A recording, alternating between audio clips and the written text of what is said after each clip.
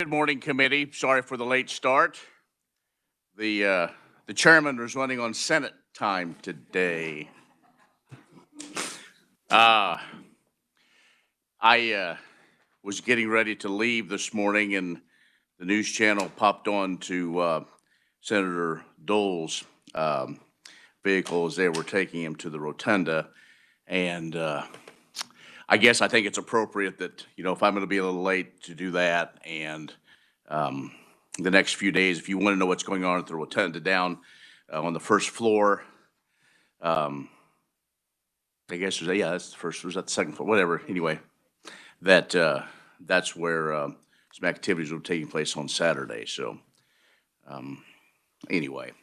A couple of housekeeping things right quick before we get underway. You should have your voucher in front of you if you want to turn that in, either to Senator Kirshen or myself, and then we will get those taken care of. Okay. And again, what we'll do is we have a few this morning that are scheduled to testify, and then we will open it up for public testimony. As we get going, Heather, if you would kind of give us the update of kind of from when we left yesterday, some of the things either were requested. Also, it looks like we all have a big packet of information at our desks. And so there'll be a quiz at 1:30 today. No, it won't be. So go ahead, Heather, please. Thank you, Mr. Chairman. So at your seats today, you will have a big old chunk of public testimony. This is all the written testimony that we received and printed out for you. You have a manila folder, and that contains the testimony from today's speakers that were signed up prior to this morning. On pink, you have an audit report from Freedom's Frontier that they talked about yesterday. And then you have a white little packet of paper that starts with presidential documents, and this was dropped off by the KRNC yesterday for you. And I'm sure Tracy will talk about that during her presentation. All right, very good. Thank you. All right, let's continue on then.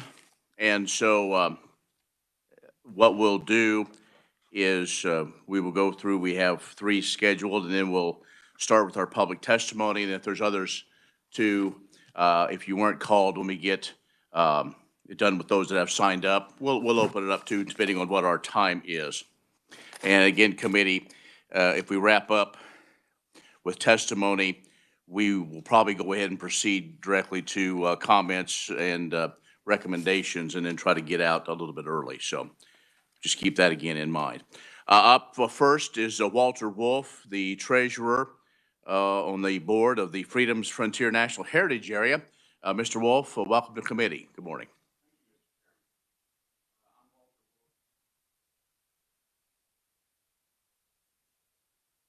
Company in Humboldt, Kansas. And I thank you for the opportunity to submit this testimony regarding the 30 by 30 federal initiative recently enacted by President Joe Biden's executive order. As the treasurer for the Freedom's Frontier National Heritage Area Volunteer Board, I am here to clarify that we have been in existence for 15 years and are not part of this program, the 30 by 30 program. As a private landowner and on behalf of the Monarch Cement Company, which owns over 5,000 acres of land within Freedom's Frontier National Heritage Area border, I can emphatically say that if Freedom's Frontier was a part of 30 by 30, I would not be a part of it. As you may have heard yesterday, President Reagan, a conservative, created heritage areas as an alternative to the national parks to stimulate the economic development of heritage and agritourism without the government having to own property. Furthermore, President Donald Trump followed suit with his approval of the last 6 heritage areas in the United States. When you look at the law that governs Freedom's Frontier, you'll find that the organization was created with private property owners in the driver's seat. No property owner becomes a part of the heritage area unless they have agreed to do so in writing.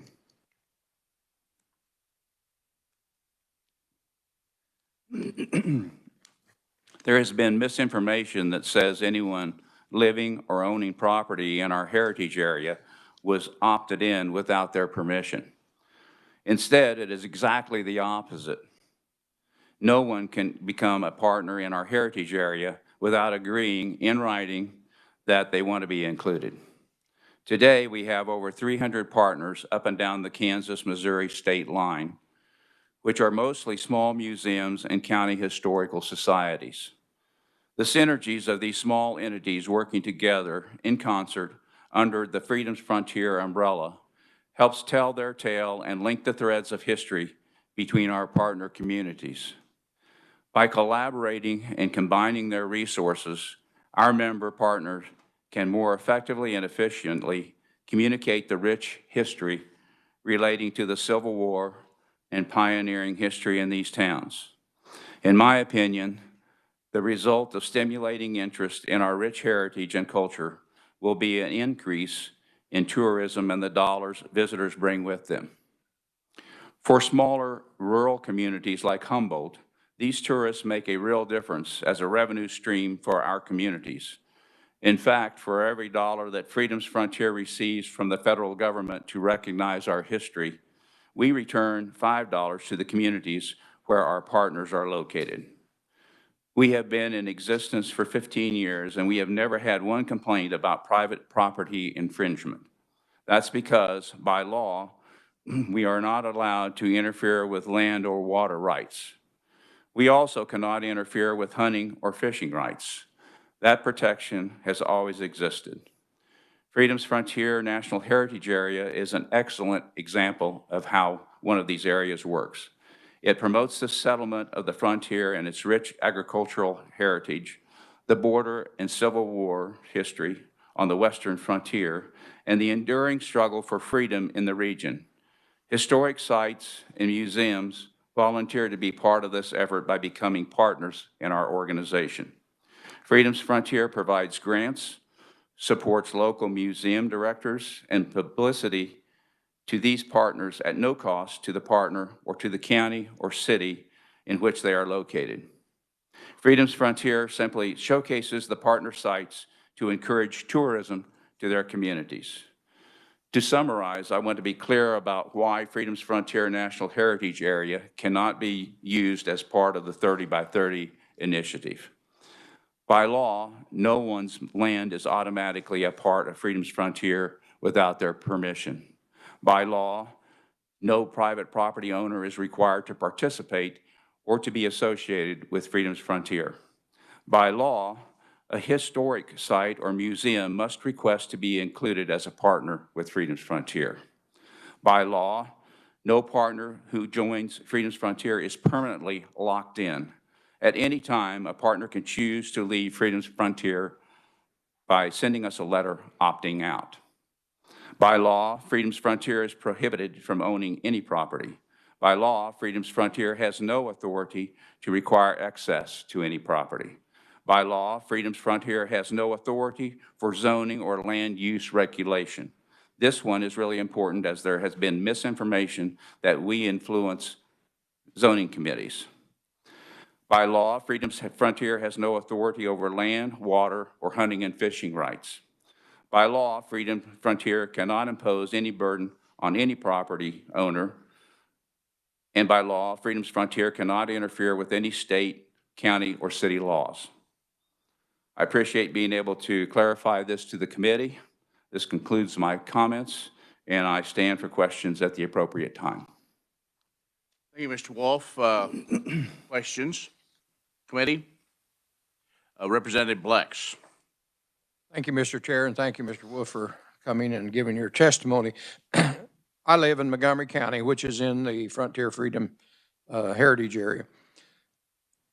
Are you, and when I see it on the map, and it includes my residence, I'm assuming that I'm in and subject to that. Now, what you're telling me is that I have to request by writing, say, to be included or excluded? You would have to be, you would have to apply in writing if you wanted your property to be included. And you may be referring to some of the signs that you see, which, by the way, Freedom's Frontier paid for. Our funds were used for the signage. You'll see I think it's a brown sign that says entering, if you're coming east on 400, when you're coming out of the Flint Hills, you'll see a sign that says entering Freedom's Frontier National Heritage Area. You're part of the area, but you're not a member of the area. Yeah, and I think that's part of the confusion when, people are confused. They see a map. I live inside that map and they automatically assume that.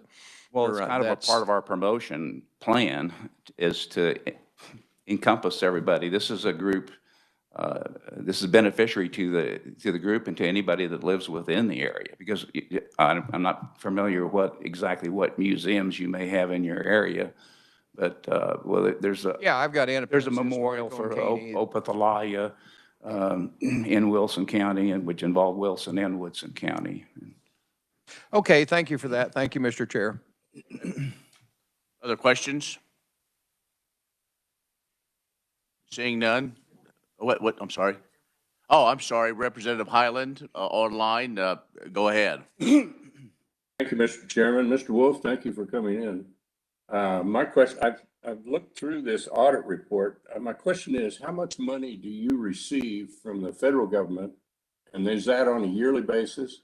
And then do you receive funds from other sources? Well, first, we do receive funds from contributions, and that can be from a private citizen or from a corporation. I can tell you what we have received. Let me find it here. What we've received to date from federal funds. Thought I had it here. Today, well, this is the end of October. We had received $475,000 from federal monies, and we have expensed or returned to the communities and to our partners $851,899. So it's about a 2-to-1 distribution of what we received. Does that answer your question? That puts you in the hole then, as I'm trying to do the math in my head. Well, as I said, the rest of the money comes from private donations and from pass-through money that we get from primarily counties. So the counties do submit some funds for your program? Yes, that's pass-through money. For example, a museum may get money support from their county or their city, and that money would come through us. We'd hold it until it's appropriated, until they have a need for it. So it goes back to the same source that it's received from?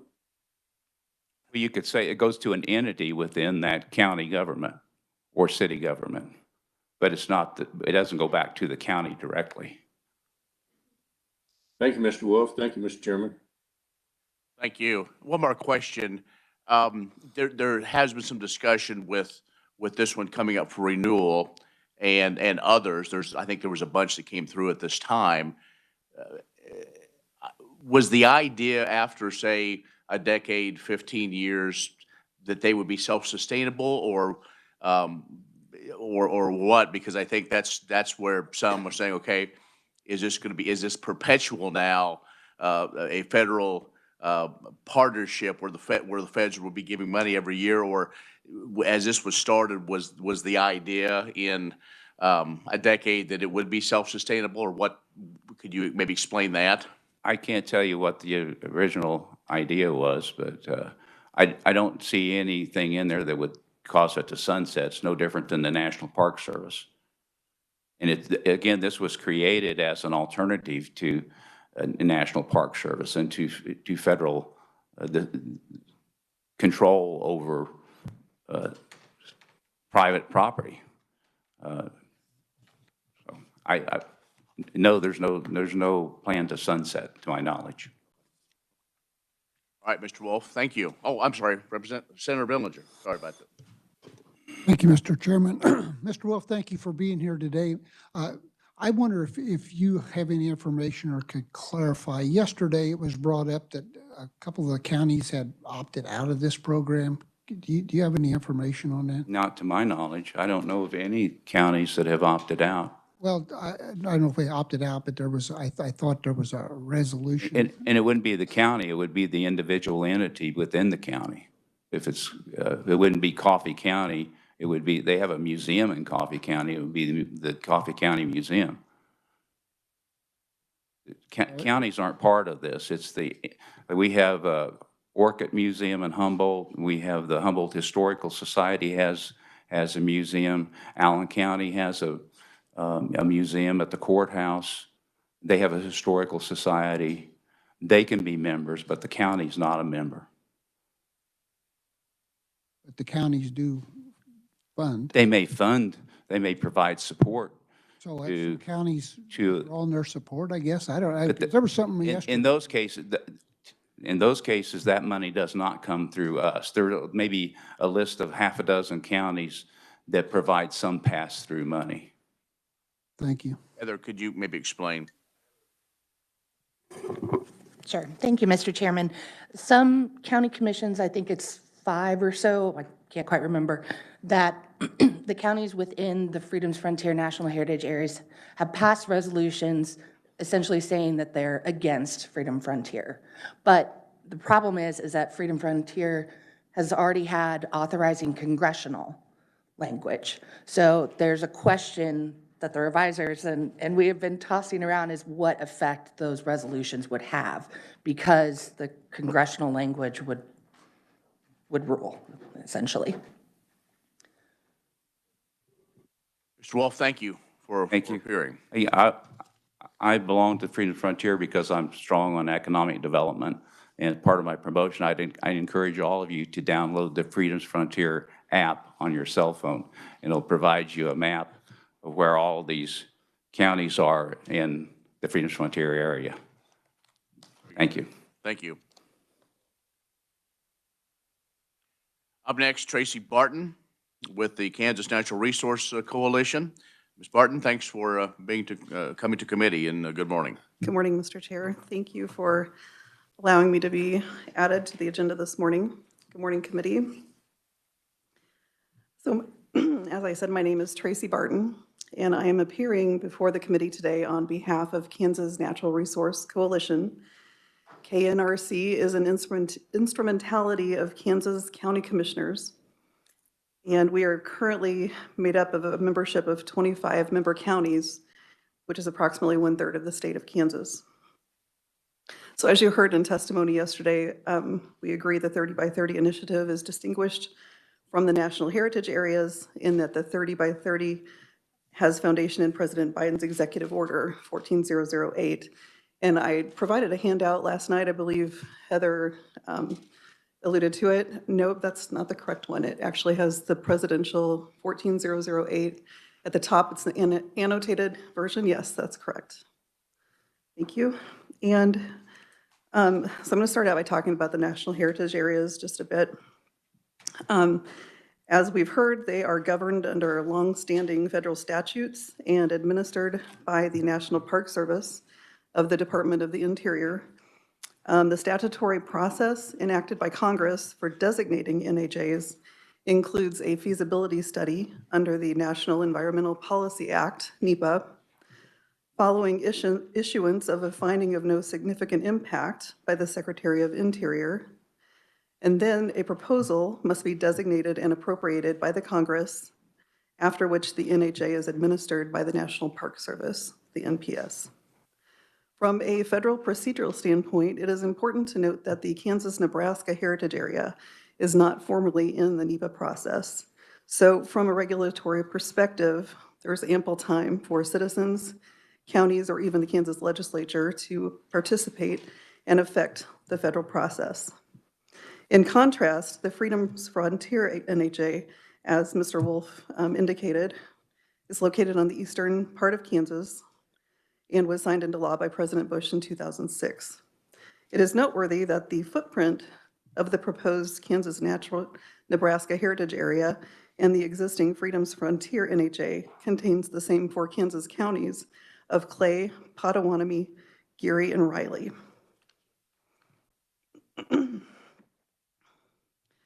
Because the Freedom's Frontier NHA has been enacted into law, modification of its boundaries can only take place through an act of Congress, and this would require legislation and a sponsor from the state delegation to the Congress.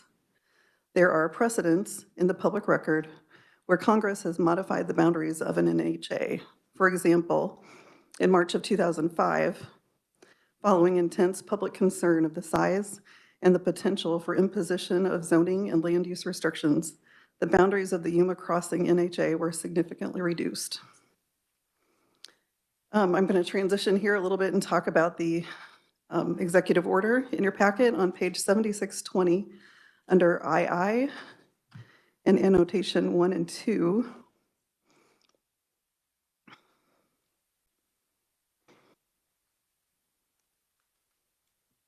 So for those of you that may not be familiar with the order, it orders that the transition of the United States to a carbon-free economy by using the purchasing and banking power of the United States to demonetize investments in the fossil fuel industry and encourage the multinational banking community to divert capital support from the coal, natural gas, and fossil fuel sectors to green energy.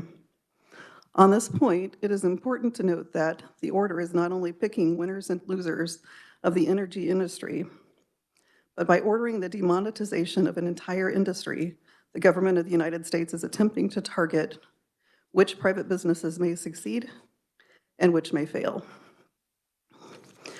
Under the Regulatory Flexibility Act of 1980, RFA, the Office of Management and Budget, OMB, and federal agencies are required to quantify the effect of major federal actions to small businesses, small organizations, and small governmental jurisdictions like the counties that make up KNRC's membership. According to RFA, the impact assessment requirement may be waived if the director of OMB certifies that the major federal action will have a de minimis impact on cost and revenues to the federal government or impact local businesses and communities. I've included in your handout, it's the 3rd page from the last. It is an astonishing 1-paragraph certification from Acting OMB Director Fairweather, dated January 2021, that the outworking of the order are projected to have a de minimis budgetary impact on small businesses, communities, and the economy of the United States as a result of the demonetization of the entire fossil fuel industry and transition of the energy sector of the United States to a carbon neutral economy. Tucked into Section 216, as you've heard, is President Biden's priority conserving the 30 by 30 of the nation's lands and waters by 2030. While KNRC continues to grapple with the sheer magnitude of the Executive Order 14008, we offer some preliminary observations for consideration by the committee. First, long-term participation in the Paris Agreement requires ratification by the U.S. Senate.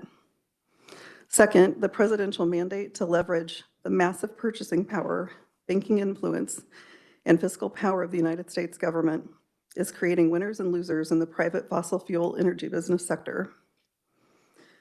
Third, the presidential authority to issue executive orders that direct the activities of the federal agencies under his control is constrained to the scope of the mandates that have been delegated to the federal agencies by the Congress.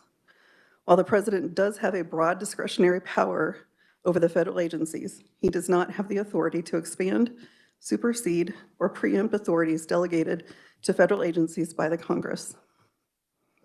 In Section 204 on page 7623, the president may be preempting and redefining agency mandates over public lands, resources, physical procurement, and the private sector, effectively negating congressional mandates in the following acts, which is not an exhaustive list: Regulatory Flexibility Act, the Small Business Runway Extension Act, the Data Quality Act, Federal Land Policy Management Act, Administrative Procedures Act, Congressional Review Act, the National Forest Management Act, Public Rangelands Improvement Act, the Multiple Use and Sustained Yield Act.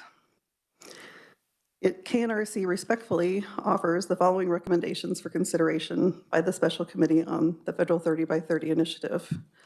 Our first recommendation is that several of the 31 Kansas counties that occupy the footprint for the Freedom's Frontier NHA are publicly known to be in opposition to that as NHA designation. So we would ask that you consider an initiative that informs each of the 31 NHA counties, landowners, and interested citizens groups of the zoning issues and possible land use problems that can be associated with NHAs. If counties or individual landowners desire designation carve-outs, the Kansas legislature could encourage the Kansas delegation to sponsor legislation in the Congress like the Yuma Crossing Reduction Bill. The second recommendation is to conduct a state-sponsored RFA impact analysis to small businesses, communities, and the economy of Kansas counties, that would result from implementation of Executive Order 14008. Depending on the outcome and the impacts, consider actions to challenge or rescind Executive Order 14008, perhaps with like-minded attorneys general. Thank you for your time spent in consideration of our viewpoint. I stand for any questions, Mr. Chairman. Thank you. Questions, Ms. Barton? Senator Francisco. Thank you, Mr. Chair, and thank you for being here. I'm particularly concerned about some of the comments about the Freedom's Frontier NHA. My understanding from the previous testimony is that every natural heritage area is a separate act.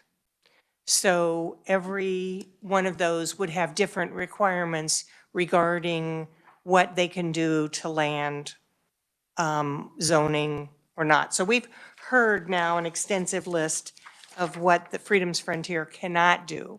So the two questions I have for you are, if this legislature were to consider an initiative to inform them about the benefits, should that simply state that every landowner has the ability to opt in or opt out of this process and that it can't affect zoning? And then would you be able to give us some of the specific requirements in the natural heritage area for Yuma Crossing and see how those might be different or the same as Freedom's Frontier? That's a great question. Thank you, Senator Francisco. So the first question, if I can restate, remind me the first question.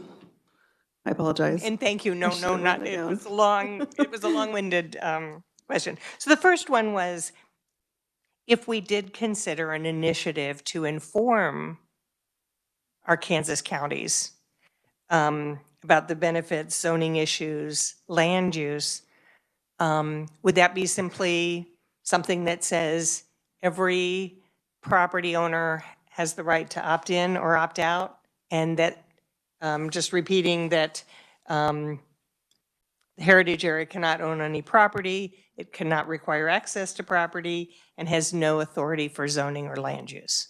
That is a great question. So I think what I'm hearing, the confusion is over land use, right? So it's written all over National Heritage Area's website that they don't control national land use. You know, Mr. Wolf testified to that this morning.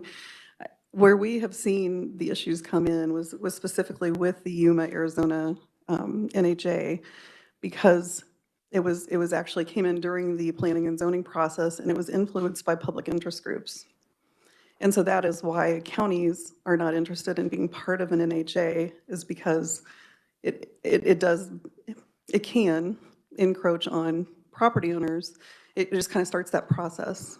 if that makes sense. So yes, if you were to, and to answer your question, if you were to communicate with the residents of a National Heritage area, you would want to include what the benefits would be, but you would also want to indicate that there could be some land use things come down the road if planning and zoning would be influenced by the public interest groups. Again, I'm interested in seeing the wording in this Yuma Natural Heritage Area and how it might be different, because again, They can. our understanding is that the Freedom's Frontier areas are prohibited from influencing zoning. You have to remember that the owners of this property are also residents of the county. And a museum may worry about what's happening in its surrounding area. As an owner, they should have the right to comment to the county commission.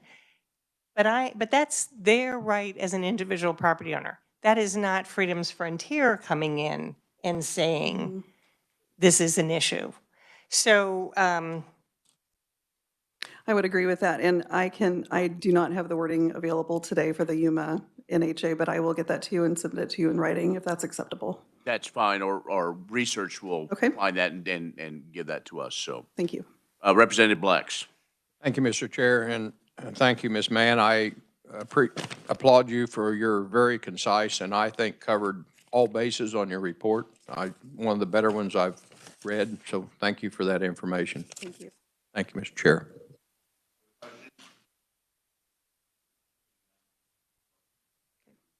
Thank you. Turn my mic back on. Next up, Zach Pastora with the Kansas Sierra Club. Mr. Pastora, good morning. Thanks for being to committee. Good morning, committee. Great to be before you today. Beautiful day. I was Zach Pastora, proud lobbyist for the Kansas chapter of Sierra Club. The Sierra Club is one of the largest state-based organizations dedicated to exploring, enjoying, and protecting the great outdoors of Kansas. And we have about 3 million members across the country as well, about 5,000 members here in Kansas. I was thinking about your opening remarks yesterday, Chairman, and about, civil discussion. We've had decorum in the audience today, and I think that representative democracy, the debate we're having today, is really what a major thing of what makes America great. I'll say the other thing that I think makes America great is its nation's natural treasures. So that's important to keep in mind. Many of you, I'm sure, have explored and enjoyed the national parks. I've had the privilege of going down the Grand Canyon, the Colorado River for 23 days, and that was pretty special. But I also think about the Tallgrass Prairie Preserve we have in Kansas, the Flint Hills, the Rickery Breaks, a lot of special natural features that we're so blessed to have here in Kansas. So I wanted just to open up with that. In talking about the issue before us, the federal directive on 30 by 30. As they heard yesterday, it was part of an executive order to tackle climate change at home and abroad. It instructed the federal agencies to work together to identify principles and approach to provide for up at least 30% of our lands and waters in conservation by 2030.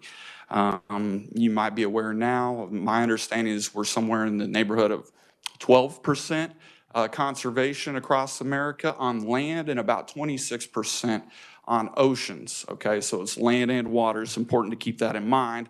As we're landlocked, we'll be focusing more on the land part, but I wonder if some of the work that we're doing, Representative Highlands on the line, on the water could apply for conservation accounting purposes. And that's really what we need to get to, is how we're going to account for some of this and what is the approach that Kansas will take. But let me start by zooming out a little bit. And I think we all here can agree how essential conservation is. And then from there we can work forwards. But conservation is really important, and I'm thinking about all the conservations we've had through our time in America and our time in Kansas. And I'm thinking about those Kansas families and communities that depend on healthy natural ecosystems. I'm thinking about our economy. One of our biggest economies, agriculture, that you heard about yesterday, depends on the health of our ecosystems, the fertility and the uncontamination of the land. So if we can agree on those things, that conservation is an essential value for Kansas, it's important for us, then we can figure out how. And that's really what I think this directive does. As you saw, it lays out 8 principles, and I've included that in my testimony. My testimony's got the little green tree on the upper right-hand corner. But those principles, I think, just spell out the topics and maybe what we're trying to do in large picture. But as you can see, a common theme throughout the document is that it leans on state and local actors to design the conservation plan for the implementation. So that's really key. I heard yesterday it's pretty vague. There's not a lot of details. For the Sierra Club, and especially here in Kansas, we think that might be a good thing because we have a history of working collaboratively in our state for conservation, for water, et cetera. So we can fill in the blanks, is what I'd say. It should be up to us, you as our elected leaders, and those with us yesterday and today, and more stakeholders, to work together to try to see what we can gain. And so I'll have a few ideas the Sierra Club will offer as far as zooming in on what that implementation strategy might be. But I would think that would be a good thing. As opposed to the federal government being overly prescriptive for us, it's a chance for us to define the terms and say, let's not do this. We all appreciate conservation, but let's do this the Kansas way. Okay, so I would hope that maybe this committee would think about telling our federal delegation, as opposed to nullify the federal legislation, let's get in line in those offices for those federal dollars to come to Kansas. I didn't include this in my testimony, but it's my understanding over the past 25 years that Kansas received $3 billion from federal taxpayer money for conservation programs. Okay, and let me just clarify, I'm not counting on all the federal bank to help conservation in Kansas. I think we can leverage a lot of private investment, private dollars to help with this as well. If we think about the marketplace, what we're seeing is more companies, whether it's Silicon Valley or Wall Street, wanting to offset their carbon footprint by investing in carbon farming, regenerative agriculture, carbon sequestration in the soil, some of those things. And I bring that up because we can leverage, we have a lot of land, we have a lot of sustainable farming here in Kansas, we have the opportunity for more. We could take those dollars from California or Washington, D.C. and invest those here in Kansas, put them in the pockets of our farmers and landowners here in Kansas. So that's just a way that's not all federal money, but also private money. I heard what the Secretary said yesterday about, well, that we haven't really got to work on this. I think that's too bad. I think with the help of this committee, with the administration, our interagency effort here at the state, which we have a lot of good secretaries, let's work together with stakeholders to make this plan a reality. So I want to just point out, you'll see my testimony, that it does build, this plan does specifically say that the report specifically encourages public officials to recognize and build upon the oversized contributions of farmers, ranchers, forest owners, fishers, hunters, rural communities, tribal nations already make in safeguarding wildlife and open spaces for the benefit of the rest of the country.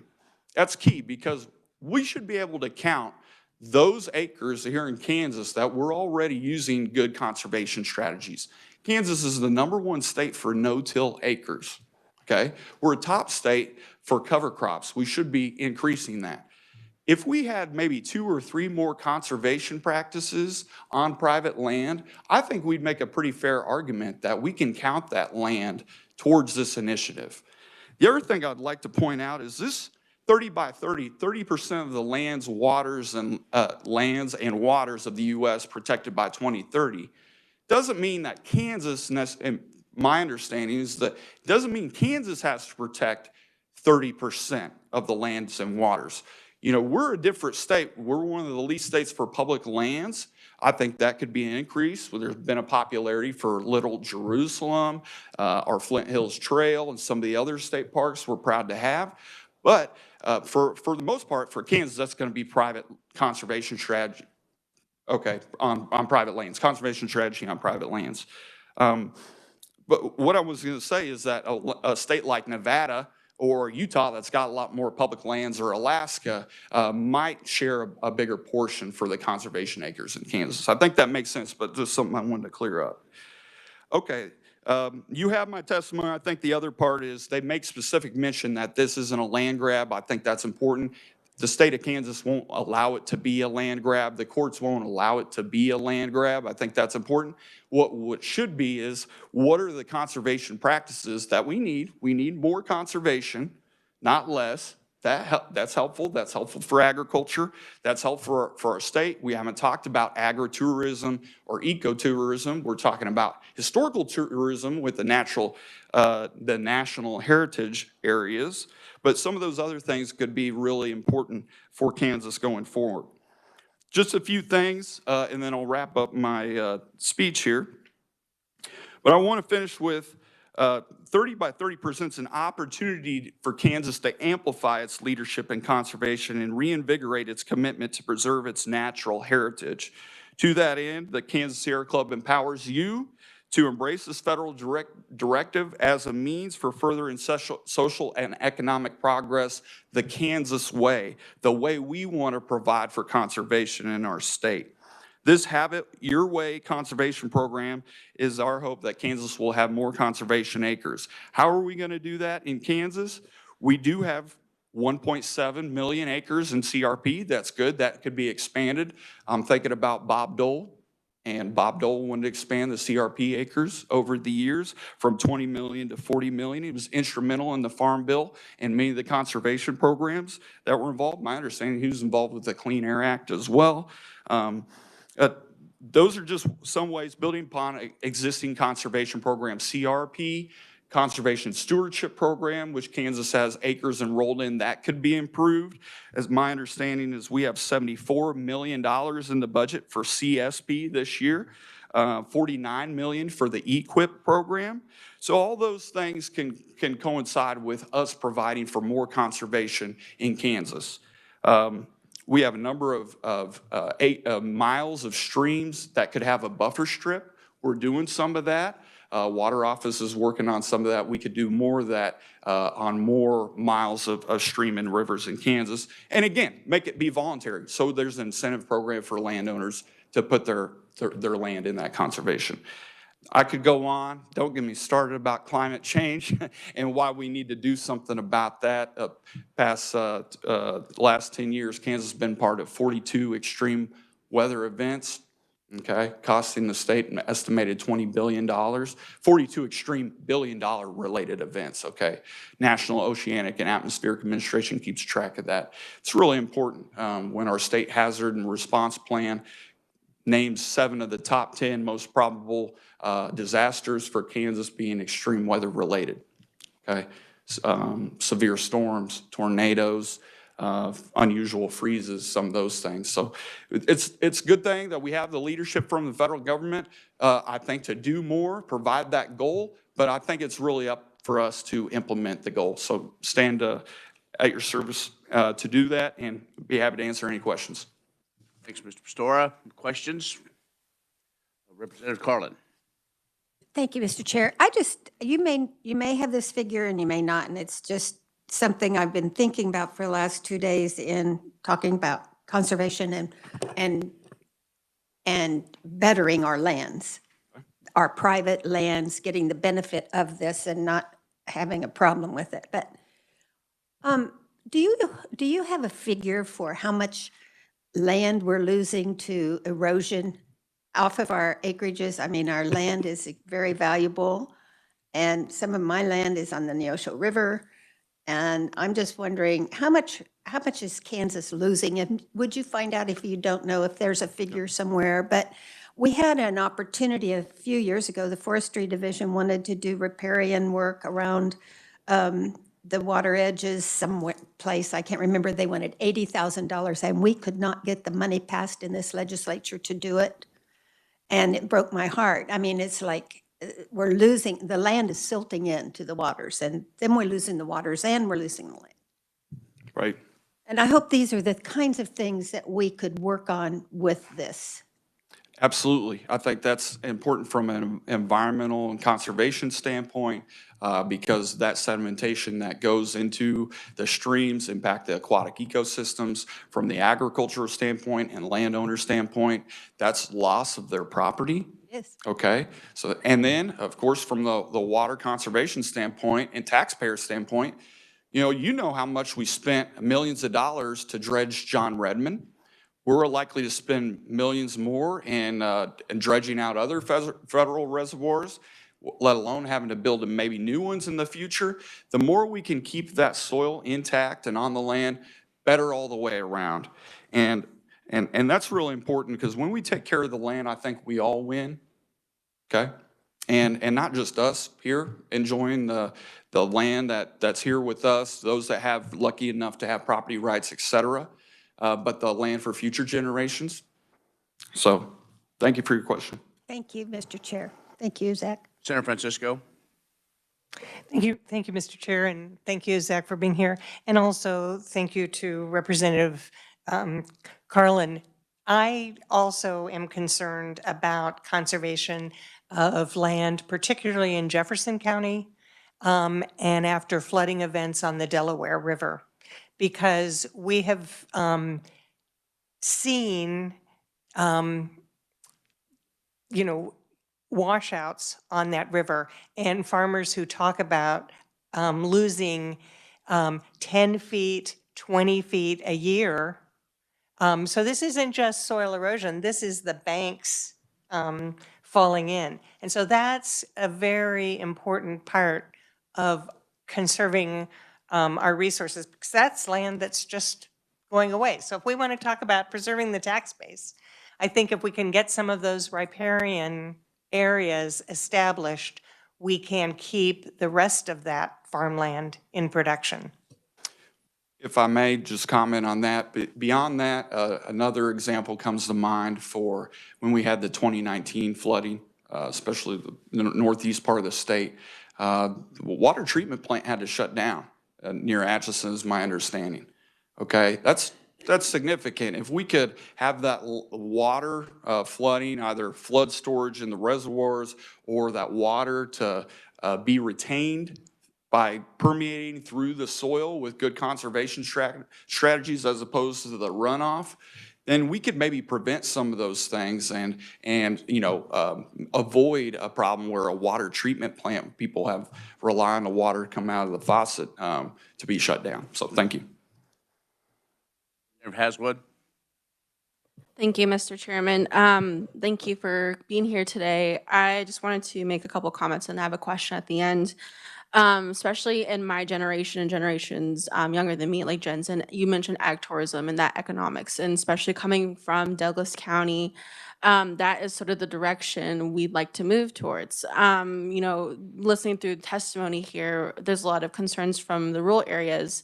So, but also vagueness of, you reiterated 30% as a country, not 30% just Kansas.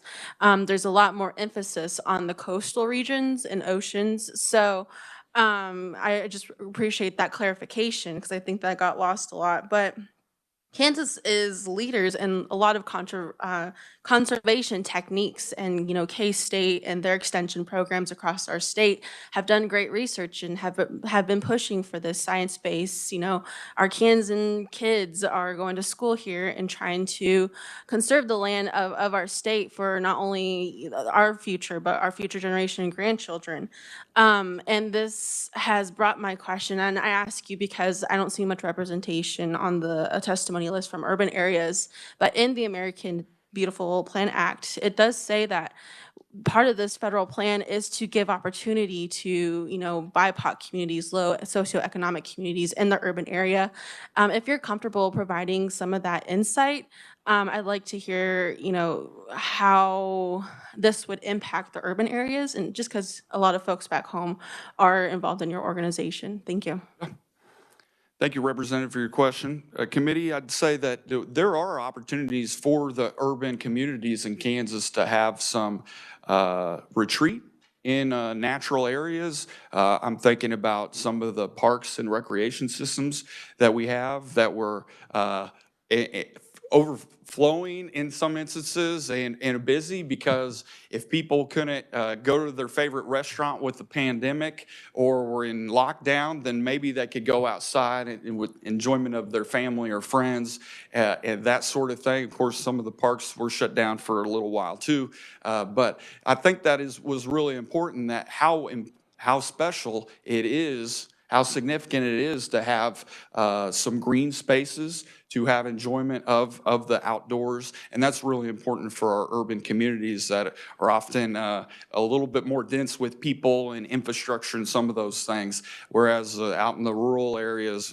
we get that luxury all the time as far as the open air and all that. So I think that's really important. Practically, from the federal investment, the dollars we might see, it's been a presidential directive to try to get 40% on average of most investment to go to underserved communities and people of color. The Equity and Justice Initiative, I think it's something loosely termed like that, coming out of the federal directive. So that's been directed to agencies, and agencies have to identify the dollars to go in that. That could mean several things. Underserved communities for Kansas, certainly people of color, tribal nations would get some of that investment for sure. But also maybe rural areas that haven't got the same amount of federal funds previously could see some of that as part of an equity initiative as well. Thanks for your question. Thank you. Thank you, Mr. Chairman. Other questions or comments? Zach? Zach, thanks for being here. Boy, there's, even though maybe it was a short testimony, a lot to digest there. I personally am not looking to the federal government to tell me what to do or what not to do. And I understand and appreciate, the urban folks. I think this whole initiative caught Kansans off guard, those of us that maybe don't live in the populated areas.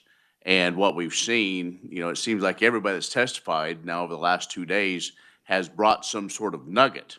I cannot believe with the hundreds of trees. Now, I won't exaggerate, but seemingly we have used a lot of paper for testimony and talking about conservation, talking about everything else, and we've all kind of found this nugget on, I guess, what we all kind of know or assume what might be. I think this is another typical federal government program that is just a behemoth that, like so many programs, whether it be federal, state, even local, the old, just give us your money, we'll figure out what to do with it. So while I appreciate your passion and you have always been welcome in my committee to give your thoughts, I think, what this is showing us so far is there's still a long road. And by road, I mean either a dirt or a gravel road to travel down. So, again, thanks for being here. Thank you. Oh, I'm sorry, Zach, quick. Sure. Chairman Kirshen. Thank you, Mr. Chairman. Appreciate your remarks. And you spent a lot of time talking about how Kansas has always worked on conservation. It's always in the top of their priority. We want to make sure we do the right thing and conserve our lands. Why does it have to be tied to climate change? This whole thing in executive order is based on climate change. And how are you going to quantify in 5 years from now that you did that much good for climate change based on what we did with 3030? You're making a lot of assumptions there and the hopefuls maybe, but I've expressed some concerns of what if we just proceed without the director of climate change as a noose around our neck? Right. Thank you, Senator. Appreciate your comment. And I was also curious about that. Yeah, I think on the whole, there's a strong case for conservation being part of the solutions for climate change. So I think that's why it was included in there. But I also agree with you in the sense that conservation can be separate. You didn't hear me talk too much about climate change in my speech today. Conservation as its own thing is noble and good, and it's something Kansas has had some experience doing. So we don't have to, it's a co-benefit that conservation is helpful for climate change. And yes, I would argue that we do need to be concerned about climate change, but just focusing on conservation is just fine and well. And the agriculture community, conservation groups like the Sierra Club and Nature Conservancy, our land trusts, we've been working on conservation before the renewed emphasis on climate change too. So I take your point. I think we can maybe set that aside or talk about climate change in its own space. And let's put our roll up our sleeves, get down to business on conservation efforts, both land and water. So thank you for your comment. Right. Did I answer your question?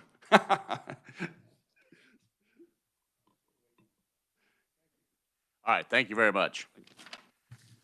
Okay, let's move on now. The time is right for public testimony. And at this time, we have 8 folks that have signed up. And at the end of that, if there are others that are here that were not signed up, we will look for raised hands at that time. And I believe the 8 we do have your spelling of your name correctly for the record. We want to make sure that happens. So, so with that, and I believe these 8, do we have their testimony? Is that right? All but one. Okay.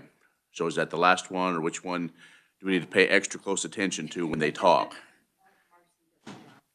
Okay. Okay. The 7th one, she does not have testimony yet, but we will get that in our packets later. So with that, we call on Angel Cushing. And you will be the first one on public testimony. What we will do is we will set the clock at 6 minutes. And so, and at that time, we'll ask if there's questions for, and we'll just do it individually like that. So we believe we do have your testimony. So Ms. Cushing, welcome to committee. Good morning. Good morning. I tend to go long, so is there some kind of messaging that I need to pay attention to? It'll be me. It'll be you, okay, thank you. Is he doing it? Good. Yep, awesome, okay. Good. So in my written testimony, I gave you some idea laws, and I want you to know this is not exactly to what I want you to do. I am told that any law that is considered any idea has to go to the reviser, has to be compared to whether or not there's already law in the books and whether or not an amendment can be done. So I'm just going to quickly go through that. The first one is on perpetual conservation easements. There are 2 examples that I sent you. One is from the state of Nebraska that allows the county commissioners to have a say into whether or not they can afford another conservation easement to go in. Another is an example from Kansas Natural Resource Coalition. I cannot endorse either one of them, although Nebraska is definitely my favorite. I did send you that in an email of hundreds of emails I think that I've sent to you over the past several weeks. The second is on eminent domain. Eminent domain is interesting. There's this beautiful amendment that's in Kansas law now affecting Crowley County. So they had a situation one time, and I may be saying that wrong, down in the southern county there, where a private developer wanted to come in, build a lake, and put a whole bunch of lake houses on there, and they wanted the county to eminent domain that land for that recreational property. So an amendment was made that said that any developer that came in to do that would have to let that land sit for 30 years, I think, before development. So I'd like y'all to take a look at that law, see if we can expand that to the rest of the state of Kansas, and maybe just put anything in there regarding recreational purposes. Make that county or that entity stop and think about long-term budget of how they're going to pay for this, and one, to sell it to the people that are there. Maybe buying it would be the better way to go. The third is on joint planning and form-based zoning. This is how I got involved in this issue. As most of you already know in my emails, Lyon County, Kansas attempted to ban barbed wire fences in Lyon County in Flint Hills. That architect came from the Flint Hills Regional Council, Urban Collaborative. If you jump on their website, you'll see that the architect firm Urban Collaborative has helped with many of the projects that they do. The architect's name is Zoe Anton. Zoe Anton owns a company on the side called Craft Crickets in Portland, Oregon. They believe that livestock are ruining the earth and the protein of the future is bugs. These are the people that wrote our zoning regulations in Lyon County. So there's an awful lot of talk about vague regulations and vague writing in 30 by 30. I'm going to tell you that that is done specifically. That is what form-based zoning is. It takes Euclidean-based modeling. What that means is if I'm in agriculture and I go into your office and say, or the zoning administrator's office and say, you know what? I want to put a factory on my farm. They're going to look at that and say, no, you're agriculture. You know, we don't have the roads, we don't have the electrical, we don't have anything that you need there to put a factory on your farm. Under form-based zoning, I could go in and say, I want to put a factory on my farm. And they're going to look at that and say, how does that fit into the character and harmony of our plan? It's very vague. Vague regulations that are strictly enforced. Our zoning regulations start with the maximum penalties allowed under Kansas law. That came to us through Flint Hills Regional Council, which is a planning commission where one county commissioner is attached to this. This is a federal direct line using grant monies to entice county commissioners to adopt federal programs. There is no state involvement. So I'd like for you to consider, and I don't have an idea or a way as to how to get the state of Kansas involved in that process, but at the very least, I would like the state of Kansas involved in that process, have a seat at that table between the federal government and the county commissioners. The next is National Heritage Areas. It is 15 years that they expire within their law. They are to be self-sustainable. Every single one of them has that within their law, that they are to be self-sustainable. 30 of them are before Congress this year asking to be renewed. Freedom's Frontier is one of them. Most of Freedom's Frontier's money and budget is passed through Douglas County, I think about 80% of which is so.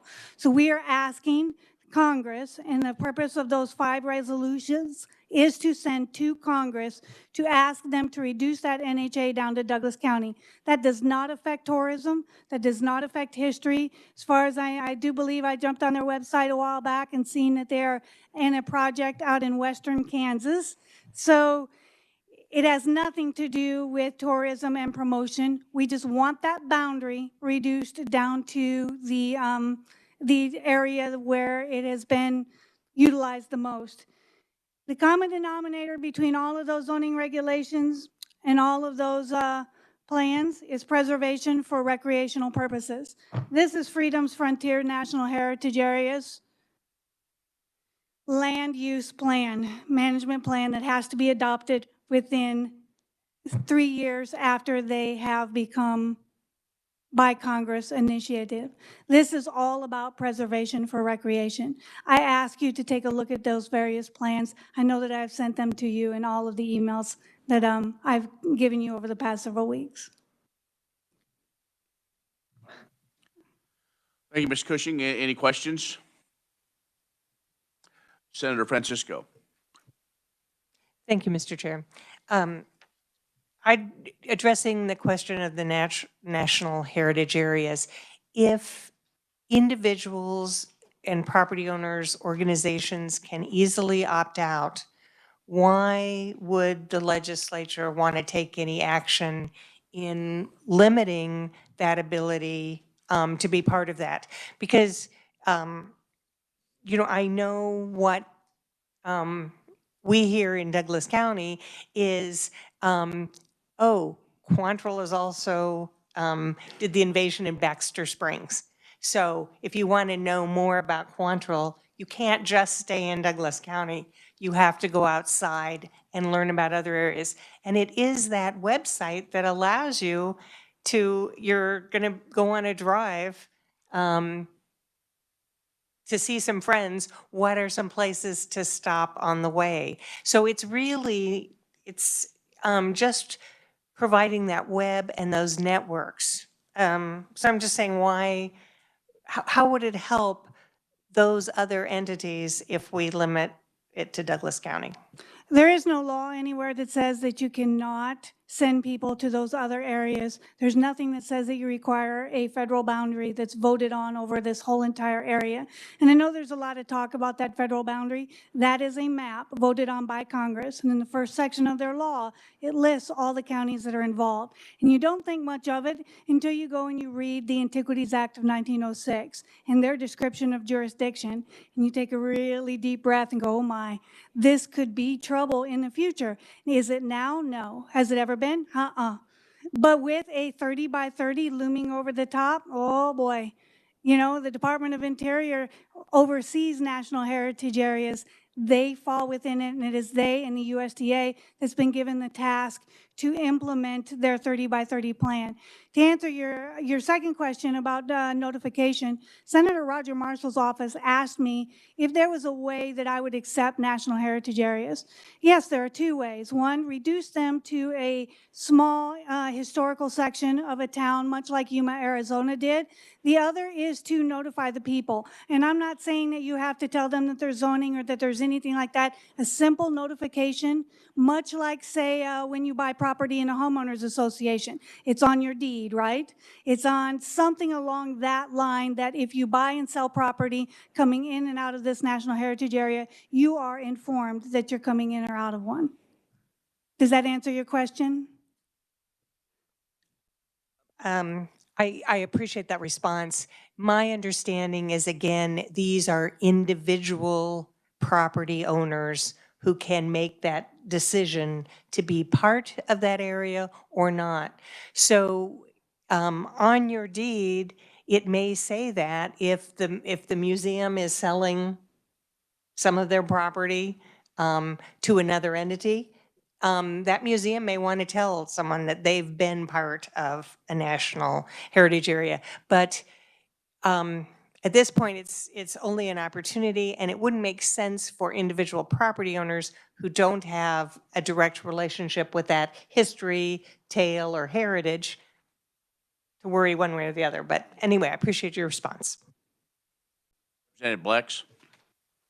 Thank you, Mr. Chair, and thank you, Ms. Cushion. I think there's probably nobody on this whole area of issue that's probably been more passionate about it than you, and I appreciate some of the issues you've brought up. I guess I have somewhat of a hypothetical thing on the perpetual easement. Let's say I own 10,000 acres in the southern Flint Hills, which I don't, but I would like to, and I have 3 kids that none of them could care less about the ranch, the farming. It's blood, sweat, and tears all my life, my family. I have a developer that wants to buy some of it and put it housing. The last thing I want is a housing development on my ranch. So with what your legislation you're proposing, if I put that into a perpetual easement, and I personally, I'll go on record saying that, I would rather have a 25% reduction in land value and lose that, donate it to charity, than have 50 houses on it. I'm a country boy, and I'll always be that way. But the bottom line of it is your legislation would not allow me to do that on a perpetual basis. You are proposing that that be limited and that a county commissioner would have to act on that issue as to whether they could limit the amount. So how do you handle a situation like mine that, you know, that's my private property rights. Nobody else has paid taxes. I've done it.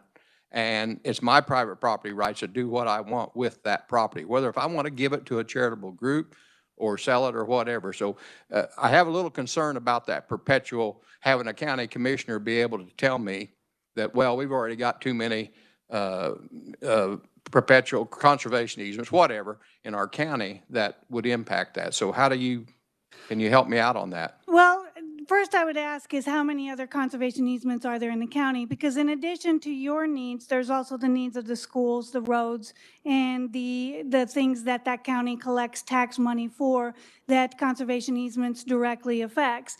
Eventually, it devalues the property enough that it devalues the neighboring property. And usually what happens is the neighbors tend to have to increase their taxes in order to make up the difference. So the question is how much is there already? And I completely understand your needs. I would say probably around the cities, we would want to do more conservation easements. The other issue is the condemnation. I do know of a case, I think American Stewards for Liberty talks about it, where they actually condemned a conservation easement in order to put in a sewer system for a new city. That was really the only area that they're there. So I'm not saying that that is the absolute answer. Kansas Natural Resource Coalition had some ideas also. I'm saying look at it and do something about it. I was in Chautauqua County recently where I did a presentation down there. The county commissioner there told me that he has conservation easements in Chautauqua County that is not on that map that I have provided for you.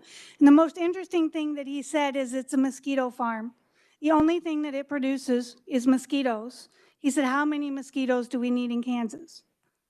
You know, so there's a lot of needs that compare that has to be taken into consideration. So what I'm asking for is another step in that process, another person or entity that understands the effects that these have on the county. Thank you for that, but the big but here is the fact that the landowner, if I donate it, I still pay taxes. Even though I have a conservation easement on, I am still paying taxes on it. So now I've never seen my taxes in Montgomery County go down at all. You know, I don't have a conservation easement, but not many. I know some people that do. And I guess the bottom line of this that really bothers me is sometimes I have very little control over my life anyhow in the county commissioner. They can come in and put a Cessna plant a mile from my house, and I get very little benefit out of it, and I get to see, I'm right direct flight line. I didn't move, I don't live in the country to have an airplane landing strip over my head, but I had no control, plus they give a tax abatement, and I have to pay more taxes. So that's a way of life. I don't like it, but I have to accept things. And I guess I don't want to see a legislation to reduce my rights as a private property citizen to sell who I want, or to put a conservation easement on, for the reasons I just said, which I think to me are important. So that's my point. I guess I probably said more than I should. Thank you, Mr. Chair, and thank you. Thank you, Representative Highland.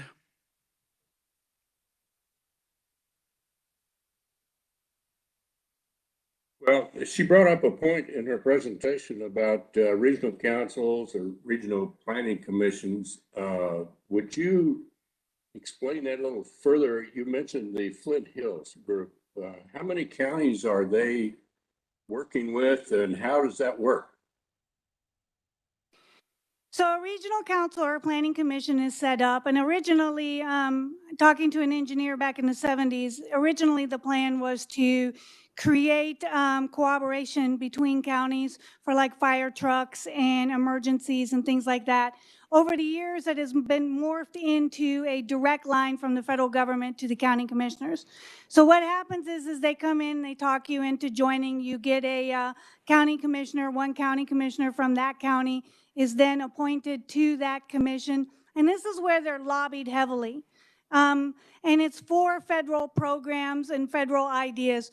We had absolutely no idea that these zoning regulations were going in Lyon County. Halfway down, I think right before it was due to be passed, is when we found out about it. The Joint Comprehensive Plan had been passed 2 years before without any of us knowing about it. So this is kind of a backdoor. Up in the Kansas-Nebraska Heritage Area Partnership area, the Flint Hills Regional Council is spearheading a drone corridor, and that is a flight path that goes from Fort Riley directly over to the bombing range on the southwest side of Saline County. And they are going to use the comprehensive plan, according to their request for bids, to inform the landowner of the expanded land use policy for Fort Riley. And I find that very sneaky and just wrong. That's the problem with all of these things, whether it's 30 by 30, whether it's national heritage areas, they're all done by the back door. Our county comprehensive plan is a perfect example of that. In the back, it lists a whole bunch of stakeholders that that have been listed in here. So in Lyon County, it's small. I could knock on those doors. I have not found one stakeholder listed in there that had any idea that they had attended a meeting for a new comprehensive joint plan in Lyon County and Emporia. So it's done vaguely to manipulate as much as they can. I don't know how you could put a state in there. I know that I talked to a farmer who does some contract haying on Fort Riley up in Riley County, who was really complaining about Fort Riley and about the Flint Hills Regional Council, and said, you know, there's got to be a way that the state could get in there, because they're direct lining from the federal government down to the local level without any state involvement at all. And I got to thinking about that, and he's right. It really needs to be in there. That check and balance of needs to go in there, but I don't know how to get that stepped up in there, how to get you a seat at the table. Does that answer your question? It does. Thank you very much. Thank you, Mr. Chairman. Thank you. Representative Carlin? Thank you, Mr. Chair. I just want to make a comment. I have attended many Flint Hills Regional Council planning meetings, whatever they called it. I'm invited by email, and sometimes I miss those invitations, but I could find out anytime what they're talking about and when their meetings are. And there are representatives from I don't know how many counties sitting around the table. It's not one county commissioner, it's many county commissioners, it's city mayors, it's city commissioners, and people that are elected to represent you. And I got involved in politics because I thought they were doing something behind my back at the county, but when I started digging up the newspapers, it was in papers for 2 years before I noticed it. So I just think sometimes citizens just don't quite fulfill our responsibility of watching government. And I think you're welcome to attend those meetings. And I could get you a schedule. Thank you, Mr. Chair. All right. Are there questions? All right, Ms. Cushing, thank you for being here. Okay, we'll keep going. Bob Totten is up next. Sheila Lampe was scheduled, but he's pinch hitting. And so, Mr. Totten, welcome back to the Capitol. Well, thank you very much. I haven't been here for 5 years, I guess, but thank you, Mr. Chairman and members of the committee. I've got about 3 hats on today in different ways. I am a trustee of the Freedom's Frontier Group that Mr. Wolf talked about, and so therefore I'm in support of that. I'm also the executive director of the Shawnee County Historical Society. It's a part-time job, and Representative Highlands, I look up to the TV camera, his wife and other legislative wives have been on my tour, so they have seen some of the things that we have had. Sheila Lampe is from Piqua. I think some of you may know of her. She has submitted testimony. I could read you that. She basically is pointing out that she was a former member, trustee of the Freedom's Frontier Group, and she would not have been involved if it was in any effort to take land. And as we've talked about a lot, you folks have talked about a lot, it is an opt-in situation, and you have centered a lot of your attention on how much money is involved. Presently, we are trying to get reauthorization from the federal government to provide $15 million over 15 years to provide continuation of the program that President Reagan and President Bush supported. And what this organization basically is an umbrella organization to provide support for organizations like ours, the Shawnee County Historical Society, which operates the Ritchie House, one of the oldest homes in Topeka. It's an Underground Railroad site, and provide historical support from the Brown versus the Board Education site, which is 4 blocks to the south, as well as here. There's a whole rich history of Kansas. You all have it in various places. You all know that, whether it's a hideout in Meade of the Dalton Gang, or Independence with the Ingalls Wilder home, or things that I don't know that much about throughout the community. I talk a lot about here in Shawnee County and the growth of the city and the growth of the capital. We just celebrated the birthday of Topeka on Sunday, December 5th, which was founded in 1854. But I would not be very helpful if I did not talk to you that this is not a sustainable program. It has to be reauthorized by the federal government. We think that we have testimony and support from Roy Blunt, Debbie Stabenow, Senator Wicker, Manchin, and others in this support. It'll probably be passed. It's a minor appropriation, but it's important to us because we do have the website and the opportunity and encourage people to come. As a member of our organization, I have had folks from Denmark, China, Russia, Florida who come, and I often wonder why in the world they're coming to our site. And we are very much of a microcosm of the abolitionist movement. And I'm only pointing out my situation from the standpoint is that's what we are centering our attention on, but the National Heritage Group is the umbrella group that provides us with financial support so that we can do this. We do not have anything to do with the 30 by 30 group. I've testified before the Jefferson County Commission. They're not going to take a resolution supporting the efforts here to restrict this. I've also talked to Jackson County Commissioner Dan Brenner. What I'm trying to tell you is this is not a widespread concern, and our organization is wanting to make sure that we're not part of that. And it does affect our efforts to have visitors come to Topeka.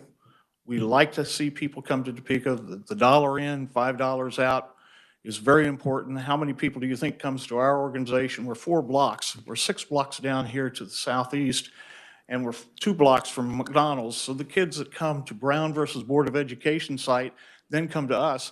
They go to McDonald's and buy food. This is a financial support. That's what national heritage groups do, and there are a whole bunch of them nationwide. We are just one with 41 counties between Missouri and Kansas. I'll answer questions if you have any. I just want to make sure that you recognize, don't get us mixed up with this concern about 30 by 30. Thank you, Mr. Totten. Questions, Representative Carlin? Just a quick one. Thank you, Mr. Chair. Bob, the reauthorization by Congress, I read it yesterday. How often does that occur? Well, the last time was, I think, President Bush signed it in 2006. It's a 15-year time frame. It's got both sides of the aisle. It appears it's going to support. Senator Manchin had a hearing that Roger Marshall is on the committee of several weeks ago. I think that's probably going to be supporting. President Biden has been in support, President Trump.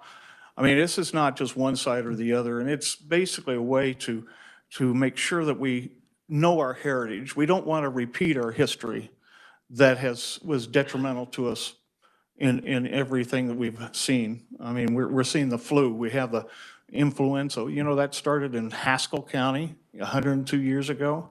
We're having the same concerns about whether we should go to school or whether we shouldn't due to the flu. So these things are things that we need to remind our kids. We need to remind our adults of what you folks and your predecessors used to do, 35, 40 years ago. Thank you, Mr. Chair. Thank you, Bob. Other questions? Seeing none, thank you. Up next, Trent Luce.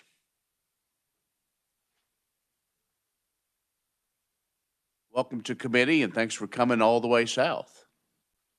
Thanks for letting me in. Trent Luce from Sherman County, Nebraska. About the time I think I've accomplished something in life, I realize I really haven't. I started my radio program 20 years ago, and there was a producer of that radio show that named Ken Rogers who said, "Trent, you get 3 minutes today, make it good."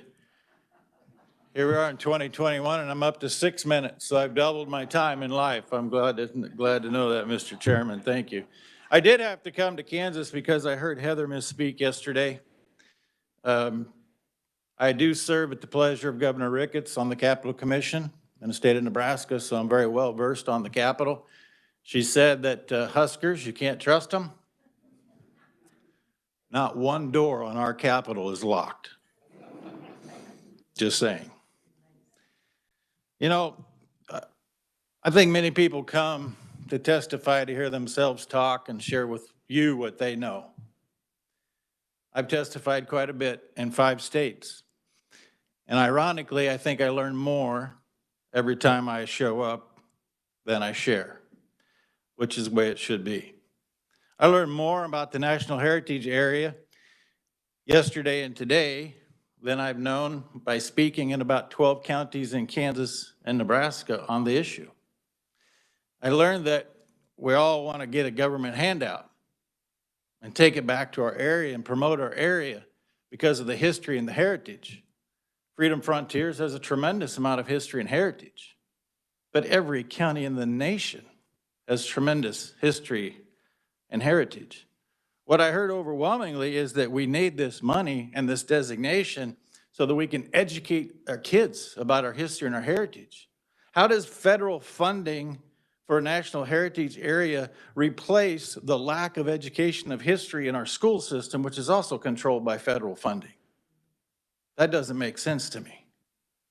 It's upon us in our local areas to grab a hold of, say, this is what makes Sherman County, Nebraska true and rich in history, and we have the world open to us. So what I really learned is that we want to quote President Reagan all of the time on that. I'll quote him as well. A government program is the closest thing to eternity on earth. And I think we need fewer of them than more. I think I'm very qualified to talk about 40 by 41 or 40, or let's not do 40 by 40, let's do 30 by 30. And I do appreciate the sentiments expressed here today about rural versus urban. I don't know anything about urban America. Been on rural America for 6 generations. 1832, my family came to rural America from Germany, and we've been taking care of land and livestock ever since. And I contributed to that problem. The problem is those people in Overland Park and Olathe. They just don't get it. Oh my God, in Lawrence, holy cats. But this summer, I did the best thing that I have done yet. I spoke in 41 states, in urban areas, and visited with people about 30 by 30. And I have made friends. I have had conversations with folks in every walk of life. I've got people in Newark, New Jersey that I talk to almost every day now. Because what we recognize at the end of the day that we're all American citizens. And we have to stop being rural versus urban. We've got enough challenges in front of us that we collectively as American citizens need to go forward. And when I share with them the real story behind 30 by 30, they're like, I had no idea. There is no better state to talk about this initiative than the state of Kansas. In the basement of this building, you have a picture. And that picture I'm sure you have seen, and it talks about Black Sunday. Black Sunday happened on April the 14th, 1935. 300 tons of soil left Kansas. Soil was found as far as New York, leaving in what we now know is called the Dust Bowl. But in 1944, the Kansas Association of Conservation Districts was formed. Honestly, before the National Association of Conservation Districts was formed. And I want to read to you, the only thing I'm going to read today is I want to read to you the mission of the Kansas Association of Conservation Districts is a voluntary, non-governmental, nonprofit, incorporated organization that was established in 1944, 2 years before the National Association of Conservation Districts was formed. Its members are conservation districts located in the state's 105 counties. The board of directors is comprised of 5 elected members, of whom represent 1 of 5 geographical regions in the state. I share that with you because in between 2000 and 2007, there was less measurable precipitation in the Great Plains of America and Kansas than there was from 1930 to 1937. We did not relive the Dust Bowl. because of efforts of individual landowners and local people implementing conservation. Nobody's opposed to conservation. Everybody wants conservation. But if you will look at the testimony I have submitted, the one misnomer about 30 by 30 needs to be addressed. The United States federal and state government own 33% of the United States landmass. There is an additional 12% currently in conservation easement programs, controlled by 5 entities which are listed on your program. 67% of the conservation easements go back to 5 organizations that have a partnership with the federal government. So in closing, what I am saying is we need conservation. We don't need a global United Nations plan. This was not incubated in the White House. It was incubated in the United Nations. It's being adopted by every country in the world. We have Jeff Bezos this week that said we're going to donate $443 million to this project. We need local conservation districts to continue to drive the ship, not a UN or a United States federal mandate that will never end on Earth. Thank you for your time, and I do look forward to your questions. All right. Thank you, Trent. Questions, Mr. Luce? Senator Francisco. Thank you, Mr. Chair. You talked about the control of land that's under conservation easements. Correct. My understanding is that that land is still controlled by the individual, and an individual has made their decisions about what they want to restrict or allow within that area. So even though there are, the Nature Conservancy certainly controls some land and owns some land. But in terms of the easements, aren't many of those still owned by private property owners? Somebody submits an easement to them. Nature's Conservancy that you bring up, I'm glad you did. They control 50% of the 37 million acres that are currently in conservation easements. They control 15 million of those acres. Ultimately, they have the authority on anybody who they have written a conservation easement to tell them you can or cannot do that with your property. It's the surrendering of that right on your property is what I have an issue with. And I do not have an issue with it if it was driven from the local initiative. This is coming from the top down, the top being the United Nations. And to a previous question that you had is a great concern of mine. We are losing between 1 and 2 million acres of prime farmland each year to urbanization. So when you look at the combination of the land taken out of production for food, we continue to grow our population, we think, and we have been told that we're going to have a 10 million population soon. We continue to tie up conservation easements and urbanization. My question is, the most fertile food-producing nation on earth has the landowners that are not even allowed to make the decisions on how to use their own land. That's problematic. I will just repeat that I have had some interaction with easements, and my understanding is that the property owner is the one that identifies the restrictions that they would like to be put on their property. Now, they may get advice or they may get comments, but that property owner is the only one who could say what restrictions they want. And those restrictions aren't changed. The Nature Conservancy, ranch land, our ranch land trust can't come back and say, oh no, we've decided we want this to be different without that owner being involved. So I think that this is agreements that are made on private property by private property owners.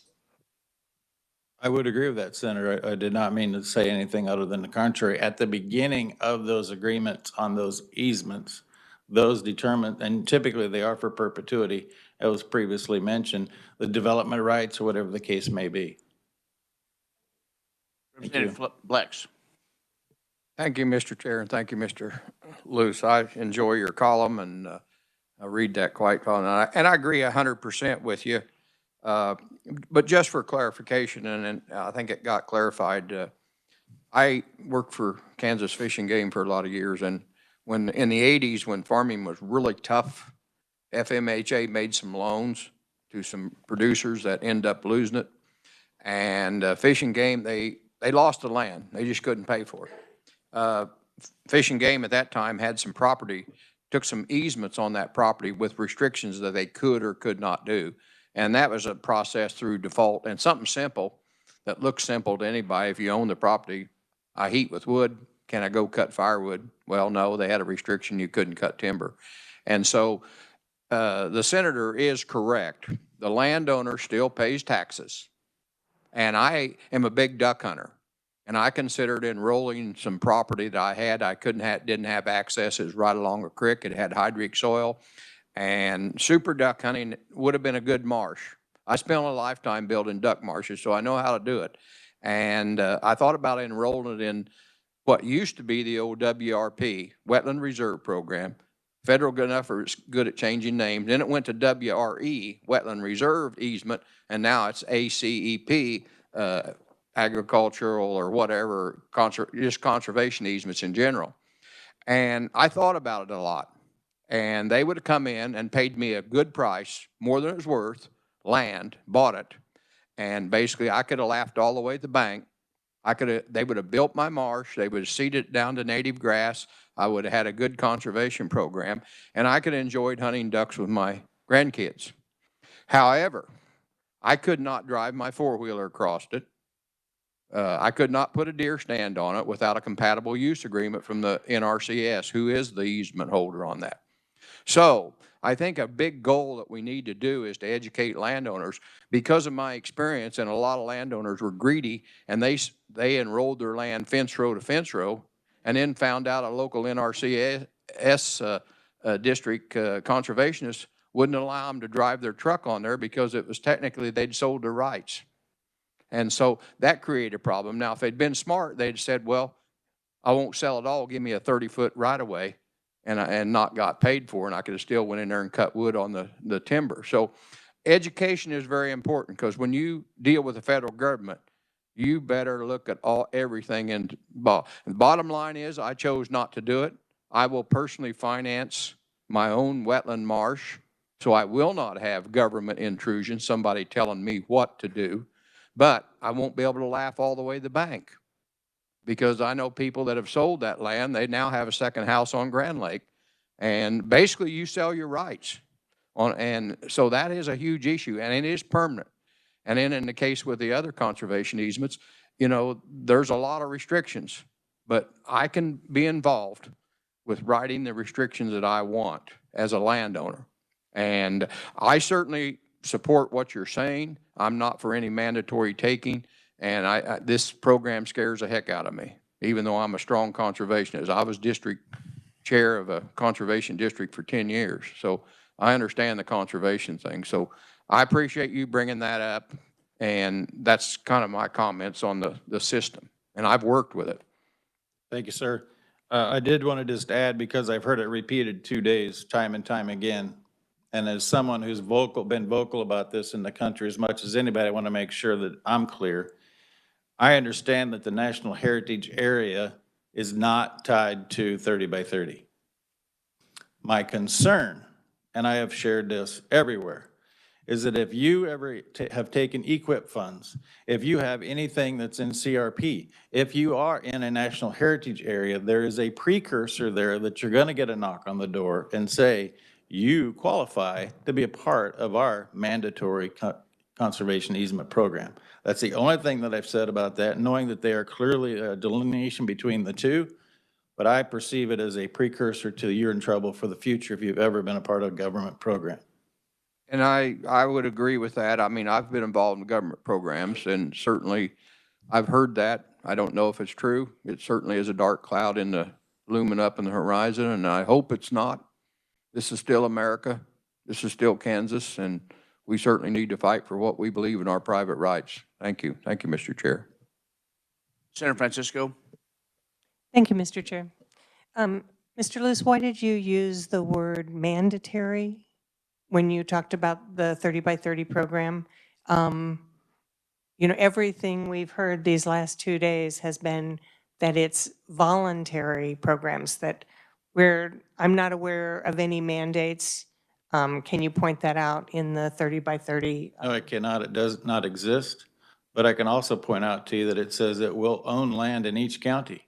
And you discussed that yesterday. But for some reason, we're willing to say, well, they just don't mean that part.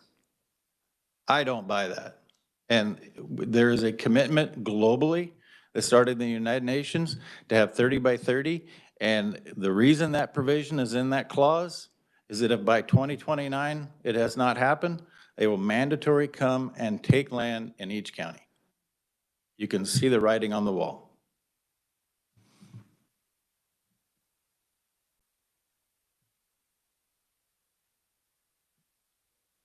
If I respond to that, I would simply say that I think that they would need a change in statute or additional laws passed by Congress to be able to do that. I don't think an executive order by the president could in any way create that mandatory option. I appreciate that. I might also suggest that we make sure everybody has read the entire executive order, because this is a very small component of a 54-page order that I read to completely. And it also clearly illustrates how we will eliminate fossil fuel production. And if in fact we follow through on this executive order, we all better sharpen our hoe, because 1 gallon of diesel fuel replaces 500 man-hours of labor in food production. And it was Bob Dole who said, take the money and give it to your favorite charity. Thank you, Your Honor. Right. Thank you. Anything else? Okay, thank you. Thank you, Chairman. Thank you. Up next is Steve Hitchcock. Welcome to committee. Good morning, Mr. Chairman and members of the committee. Thank you for letting me speak. Usually I'm in front of ag committees talking about the ag organization that I work for. Today I'm a private citizen. I'm in the role of retired history teacher and longtime history nerd who has lived on both the Missouri and Kansas sides of the Kansas City area within the boundaries of Freedom's Frontier. In my written testimony, I talked about some of the benefits that I have seen over the time that Freedom's Frontier has operated, particularly the connection between urban and rural, which I think we see a lack of in a lot of situations, and we've heard comments bemoaning that fact. We've seen connections across state lines, and we've seen the cooperation of local historical societies, educational institutions, libraries, and other entities in telling the stories that are important to this region. One clarification, a heritage area is not a downtown historic district with a architecturally significant, historically significant courthouse. That might be a designation on a register of historic places or something like that. The heritage area designation talks about a region that is tied together by something important, whether it is a geographic feature of a valley, whether it's a historical feature, being part of an industrial area in the early industrial revolution, the area along a canal, something like that. So modifying a heritage area down to a single entity, a single small entity, is not in the goals of the program. The program is to unify something under a common theme. Looking through all the talk that has tried to tie heritage areas to 30 by 30, in my written testimony, I mentioned 3 theories, and I just picked those out because they struck me as reaching as far as any of them. We're getting a lot of commentary from a variety of places, including Williamson County and Otero County, which if you think back to your Kansas history class in 7th grade, you may not recall those counties. It's because one is north of Austin, Texas, and one is just the area around La Junta, Colorado. We have groups that, for whatever their reasons, are coming in as outsiders to dictate what goes on in Kansas counties. And I think that's one of the complaints is, oh, heritage areas come in and dictate from outside. Well, we've got it on both sides of the debate today. Three of these theories. One, heritage areas have something to do with modification of zoning regulations. One was mentioned up near Kansas City. The people in those counties are dealing with an expansion of a major metropolitan area. They're not looking to the history nerds for advice on planning and zoning. They're dealing with industrial parks. They're dealing with highways. They're dealing with warehouse complexes. They don't have time to listen to the Historical Society. The second theory, this boundary thing, that once this heritage area boundary is around something, it triggers the Antiquities Act or the 1872 mining law or the Taft-Hartley Act, I'm not sure what. There's no use of that. There's no assertion of it. There's no court case of it. So it's a hypothetical that is just out there.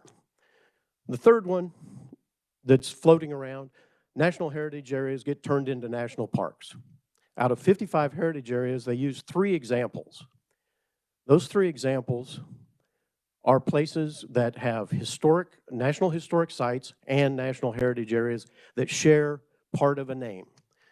That part of the name is the name of the river or the name of the valley. That seems to be a good enough reason to have a shared name, and the connection is not there. In Freedom's Frontier, we have 3 National Park Service historic sites: Fort Scott, Brown versus the Board of Education, and the Harry S. Truman home and farm. When Freedom's Frontier was started, all 3 of those historic sites had already been established. The total acreage of those 3 historic sites was 29.32 acres. As of now, the total acreage of those 3 historic sites is 29.32 acres. That's not taking over and turning something into a national park. The whole idea of a heritage area is as an alternative to some of the things that go with national parks. The final theory that I didn't put in my written testimony was brought up, the drone corridor, that somehow the Kansas-Nebraska heritage area is being proposed and tied in with the Flint Hills Regional Council in order for Fort Riley to build their drone corridor to get to the Smoky Hill bombing range. I just finished reading a book on the Meuse-Argonne Offensive of 1918, and the 1st Infantry Division played a large role in that. And the idea that the Big Red One needs history nerds to run interference for them in constructing a training corridor to the Smoky Hill bombing range, to put it politely, is ludicrous. And so I think the things that are proposed, saying that heritage areas are somehow tied directly to 30 by 30, is just not the case. And I appreciate your time, and I would stand for questions. All right, thank you. Any questions for Mr. Hitchcock? Seeing none, thank you. Thank you, Mr. Chairman. Up next will be Melissa McAllister. Ms. McAllister, welcome to committee. Thank you, Mr. Chairman. Thank you, legislators, both here and on the remote. So I'm from Lyon County and have recently, well, the last 2 years, done a great deal of research. And I would like to say that what I have to present today is perhaps more asking of questions and asking you to look at this issue through a lens of asking questions, maybe questions that you haven't thought of before. And if we look at the what-if lens, so what if the noble, needful ideas of preserving history and heritage and the needful practice of conservation, what if they're being exploited for future government agendas or purposes? That's how I would like to couch my presentation today. Ronald Reagan January 5th, 1967. Freedom is a fragile thing and is never more than one generation away from extinction. It is not ours by inheritance. It must be fought for and defended constantly by each generation, for it comes only once to a people. Those who have known freedom and then lost it have never known it again. The decision before the sovereign state of Kansas legislators today is to diligently map out city and county zoning details as if playing a war strategy board game. While you are strategizing the war board game, think about our sovereign Kansas and her city and county commissioners and zoning. Question in your minds how enemies, foreign and domestic, could garner for themselves crucial Kansas roads, railways, rails to trails, bridges, waterways, land, communication towers, electrical infrastructure, fuel, farms, animals, supplies, food, water, medical facilities through our city and county departments known as planning and zoning, road and bridge, economic development, emergency preparedness, and public health. Consider why FEMA Floodplain Mitigation Plan in Lyon County is planning to build $7.8 million worth of safe rooms across Lyon County. Promote education on potential agricultural terrorism and bioterrorism issues. Install increased diameter water lines and additional hydrants throughout the county for $16 million. The Lyon County non-elected zoning administrator is also the county planner and floodplain manager. Lyon County zoning administrator and the Lyon County emergency manager plan to acquire and preserve parcels of floodplain land from willing and voluntary property owners. The Lyon County Joint Comprehensive Plan won an award at the American Planners Association contest because of its 4 cohesive themes: preserving agricultural landscapes, linking parks to people, connecting communities, supporting infill development. Rural Housing Incentive District Housing Study in Lyon County said this: more people want to live outside city limits. Allowing this type of development is okay in some instances, but allowing it under consolidated subdivision development will save public costs and preserve land. It is incumbent upon each elected public official to give due diligence in research and investigation of the 30 by 30 initiative, which may be posing as an environmental preservation and safety measure. Benjamin Franklin accurately warned, those who would give up essential liberty to purchase a little temporary safety deserve neither liberty nor safety.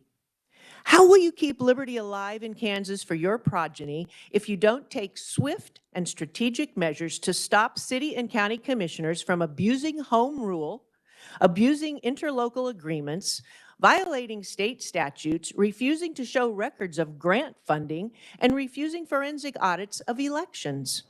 Lyon County citizens need your immediate assistance before January 1st to invalidate Lyon County Resolution 02-21, because it is my opinion that the Lyon County Commissioners did not have authority to adopt new Lyon County zoning regulations without complete jurisdiction over the current county map. And they did this under home rule. City and county commissioners, as well as planning and zoning administrators, must be brought under intense scrutiny in sovereign Kansas before it's too late for liberty to survive. Sovereign state of Kansas legislators, I stand before you this day and ask you if you are willing to recognize that your children and grandchildren who live in liberty today and lose it will never know it again. Thank you for your time and attention. I stand for questions. Thank you, Ms. McAllister. Any questions? Senator Francisco. Thank you, Mr. Chair. So I'm hearing that we're being asked to do something before January 1st of 2022, which we are not, would not be able to do because we are not part of the legislature. So what are the concerns that you have about the 4 themes in the comprehensive plan proposal?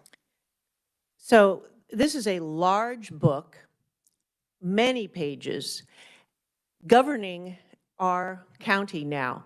And it's being done through, they're called regulating plans, authorized under home rule law. And the way I understand home rule is that it can be used if there isn't already a state of Kansas statute equal to all counties. And so under home rule now in Lyon County, all our zoning regulations are each individual regulating plan. So those regulating plans in that book, they aren't, we have no recourse. So because it's done under home rule, so if we were to use chapter 12 verse 756 or one of the other statutes that specifically say what the zoning is in Kansas, then the citizens have recourse. But when it's done under regulating plans, hidden within, well, they're not hidden, they're right there in the document, but it's done under home rule. So now we don't have recourse because home rule doesn't set out how we can petition, how we can come before our commissioners and redress our grievances. So I would just comment that this comprehensive plan needs to be adopted by your county commission so that the zoning administrator does not initiate that. They would develop it, hopefully with input from the citizens, and then it would have to be passed by the county commission. So that gives the citizens that opportunity yes, for redress. And that happened. We already have a comprehensive plan and we already have zoning regulations. But now, to redress our grievances on these zoning regulations, it's a regulating plan. The plan itself is the law. I'm just saying it was a law passed by your county commissioners, right? Not by, so. Yes. However, it was done under home rule. And if home rule is for the purpose of giving counties and cities self-governance in an area that is not already covered by a Kansas statute, I understand that. But what if there is already a statute in place and the county has set that aside and said, no, we've done this under home rule. We have not had zoning regulations in Lyon County under home rule to date. This is the first time that home rule has been the authorizing statute for our zoning regulations. This is an interesting comment, certainly because so many people come to us and want authority at the local level. They'd prefer not to have the state dictating what we do. Certainly in terms of planning and zoning, there is such a variety of needs and activities. So I'm hearing some things that are very important to our counties. I do know that the county is responsible for, in many ways, public health and for delivering emergency services. And it matters to your tax base if we coordinate some of that or not. So I appreciate your concern and just wanted to say there's probably, there is continually discussion about home rule in the legislature. A lot of counties would like to keep that. But this is not something that this committee can act on before January 1st. No, I understand that. And I think I put the January 1st in there just because I know that at that point, we will not have the opportunity to stop this zoning in our county. But I have a question about the home rule. So would it be possible, I know that on home rule currently, it gives many exemptions. So you can do your home rule, but you can't do it, like I know 65, 201, and 202. Those cannot be at all altered. And there are many other ones listed in 19101A, long list. Could we add to that list something about this? Because there is nothing that limits the zoning regulations in our home rule. That's the county home rule. Of course, the city home rule is from the Constitution. This may be one thing that we want to look at, but not all counties have zoning. So any regulation that we pass would not evenly affect all the counties. That's probably why. So we can not have home rule if every county is affected similarly, and perhaps the chair has better answer. Right, we'll get to that. I'll comment just a minute. Representative Blex. Thank you, Mr. Chair, and thank you, Ms. McAllister, for your testimony. I believe as a point of, and you can correct me if I'm wrong, sounds like to me you need to unelect your county commissioners because they signed, home rule does not apply to county. It applies to cities from 1957. They have the authority to do pretty much anything they want. And they signed, if I am correct, I believe they signed with your five city commissioners and your 3 county commissioners signed an interlocal agreement which covered this to allow that zoning administrator to do whatever they wanted to. So you need to unelect your county commissioners and not bring this problem necessarily to us. I know it's a problem, but you know, they're the ones that signed that agreement. They're not listening. We have had 2,419 petitions submitted to them that they have ignored. Sir, we have tried, and we are trying, and we will not back down, and we will not stop, but they aren't listening. Or if they're listening, they're not heeding. And it has become a grievous point for us in our county. And the interlocal agreement, if they would just follow the way it was written and do it according as the words say, especially in the termination. When you terminate one agreement, see, this is the problem. We have a map from 1999, which governs our county, but now we have these zoning regulations from 2021, 4-1 is when they were adopted, but they don't match the map. And so it's incompatible. And if I understand home rule, if what our county authorizes is incompatible with what is going on in the statute, then you do have jurisdiction. And so for this time since April 1st, we have had conflict because our map does not match our zoning regulations. And it's my opinion that they shouldn't have even initiated zoning regulations if they didn't have jurisdiction over the map at that time, which is what changes January 1st. That's when the 6 months of the interlocal agreement is up. And of course, I have no legal, education. I'm just a person who reads. So I could be very wrong. But I think you're probably right on. And the fact of it is ironically, the rural residents of the county give away their rights because now the city commissioners outnumber them.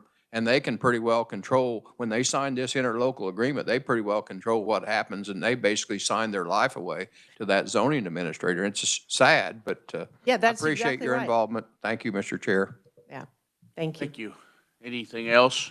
I think you're right on. I guess my question is, one, what are your elected, your folks represent Lyon County and Topeka? What do they say? Okay. I submitted. Okay, go ahead. I thought that was your answer. Oh, well, it could be, but we had Senator Longbine, Representative Schreiber, and Representative Smith come and speak to our county in March, and I presented this at that time. And I specifically asked if I could have support for an Attorney General opinion. And Senator Longbine said, yes, send it to me. So I sent my list of what I thought we could ask as an Attorney General opinion, a reasonable Attorney General opinion, and he has never responded. That was March 10th. Neither has Representative Schreiber. Representative Smith did respond right away, as a matter of fact, and he has worked with me to try and attend to the issue through an opinion. But that didn't work either. We've tried twice. And so I don't know where else to turn or what else to do in our situation. I have submitted nearly 400 open record requests in our county. Many have been, I have had to work so hard to get the documents. Of course, it's all out of our family budget. You know, this is my research. And I have also submitted many complaints to the Attorney General's office. And I'm just not finding the help that I need, which is why I came here today. This is the second time I've ever testified. You know, I don't know what else to do. I mean, we could hire an attorney, I suppose, but is that how our government is to work? When was the last time you reached out to Representative Smith? Did he formally request a Yes. Attorney General's opinion? And his When was that? that was June 24th, I think. Okay. And he said that our request, let me think, I have it here if you want to actually see the document, but was we didn't ask it in terms of legal interpretation of the statute, but we wanted like a court case ruling, which is not what his job is. And I understand that. And so the way it was worded wasn't correct at that time. But then I didn't work on it again because then all of this mandate with, you know, COVID and the mandating the vaccine came up. And so I switched what I was working on. So at that time, but I still don't know if that will help to get a ruling. So, but what you're looking for is an Attorney General's opinion on 0221. Is that what you're wanting? Well, now I don't, see, that's why I stopped working on it. Now I'm all out of ideas on what to ask for from the Attorney General. What I was asking for originally was home rule. Is home rule intended to be used in the manner it is being used in the regulating plans in Lyon County? That's what I originally wanted to know, but I haven't been able to figure out a way to word it so that it's appropriate for an Attorney General opinion. Okay. Well, that would be something to work on then, I think, because I think it would be interesting. And as you said, if you're tenacious and not going to give up, I would say try it one more time, because many of us that ask for those opinions, we get the same response: is it needs to be, there's procedures. I know sometimes we hate to follow rules and procedures and the way things work, but sometimes we have to, and we all get a little frustrated when I have a constituent that needs something and I make that request and it wasn't quite right, so we go back and try to fight again. And so, I mean, I understand, and I know in talking with Ms. Cushing over the last few months that there has been a lot of concern there in Lyon County, and so it would be nice to at least be able to get some sort of a clarification moving forward. So, is there a place I could find that list of how to do it? Is there a way I can know how to request the wording? boy, I guess you can go to law school. I don't need to flip it. I know. I don't. I guess for me, it's been trial and error. Who's first? Representative Carlin. Representative Carlin, then. Thank you, Mr. Chair. Sounds vaguely familiar. I have problems with a lot of things you said, but the question you're asking is how you find the answer. In 1992, I came to the legislature and requested a law change about how petitions would be written and how, and we got it passed, and it is now law. And what we did was we had done a petition against our county commissioners, and it was thrown out because we didn't put a question mark at the end of the question. Oh. And so we brought this forward and we said, we'd like to request a change in the law that if a group wants to do a petition, they can take it to the county attorney for approval, and the county attorney has to come back within 72 hours with an opinion if your petition is properly written before you circulate it. Now, I'm not sure that works in your, I mean, but that's what we did to solve our problem. There are things you can change in the law that give you support, but you have to have the problem and you have to bring it to us in the form you want it So we can decide if it's something we can ask the Attorney General to be more helpful or the county attorney to be more helpful. I don't know. Sorry, it was just too confusing to me what all you were trying to ask for. But I suggest that you might check with that law on the county attorney's involvement in supporting community members with issues.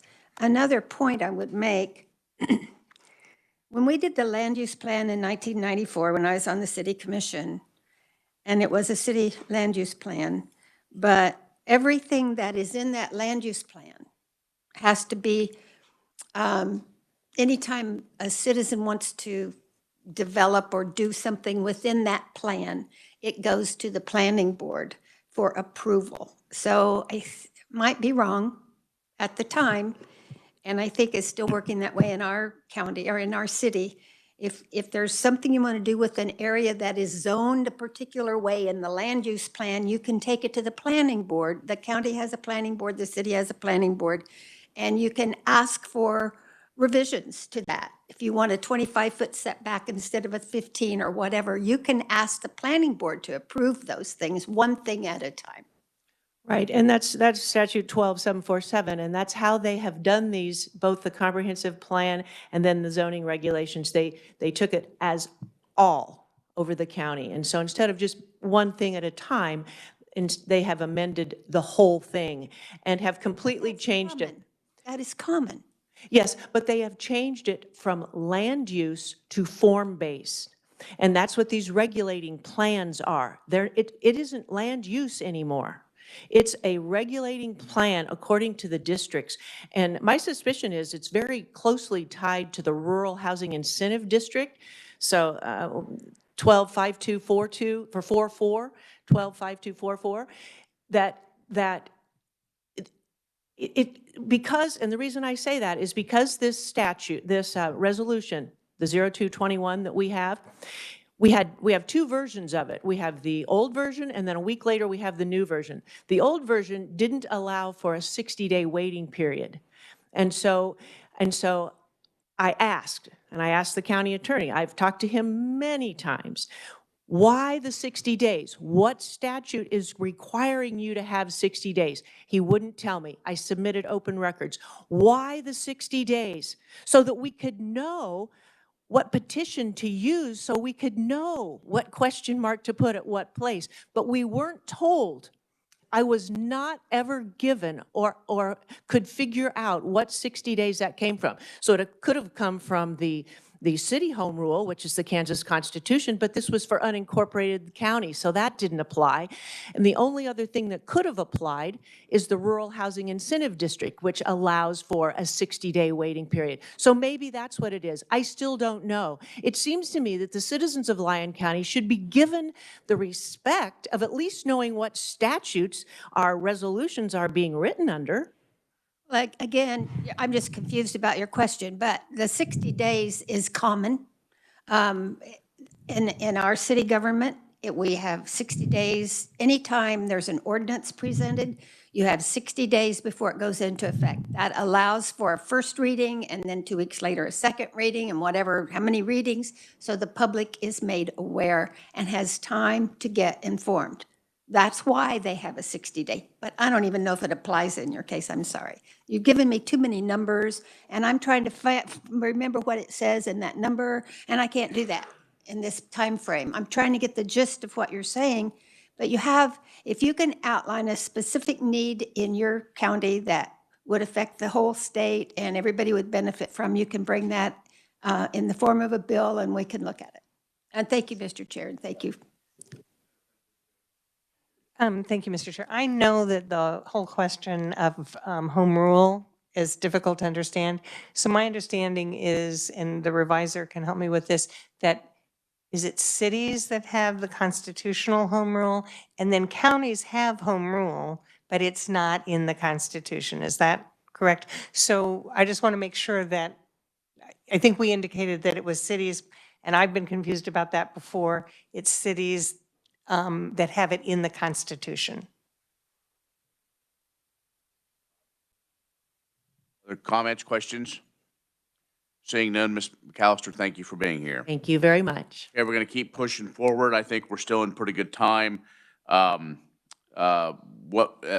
Colleagues, my plan is right now is when we have 3 more, unless there's anybody else, that we will take a very short comfort break. You know, when you reach a certain age, you need some of those. So since we're streaming live, I wanted to make sure we didn't say anything wrong. Up next is Thomas Cushing.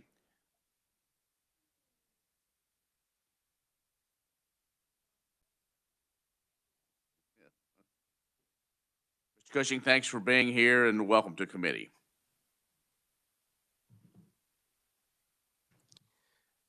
Good morning, Chair, committee members. It's still morning for a little bit longer.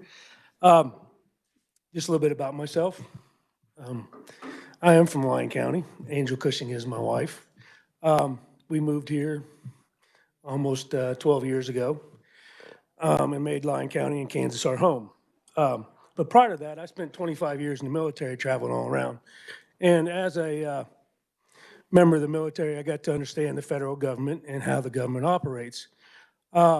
Generally speaking, and this is a little off of my testimony, but I just want to kind of clarify where I was coming from in my testimony, is your levels up above give guidance to the levels down below, and it's not always specific. Just like we see with 30 by 30, down through the Department of the Interior, to the National Park Service, to the Freedom Frontiers National Heritage Area, to the proposed Kansas National Heritage programs, and all the other programs underneath the National Park Service, along with the Fish and Wildlife Service. That upper level, they have their ideas of what they want accomplished. They leave the nuts and bolts, and as somebody said yesterday, the devil's in the details, down to the lower levels to get that accomplished. I was one of those lower levels for a lot of times of how we made things happen. The enacting legislations for Freedom Frontiers National Heritage Area required this to be made. This is their management plan.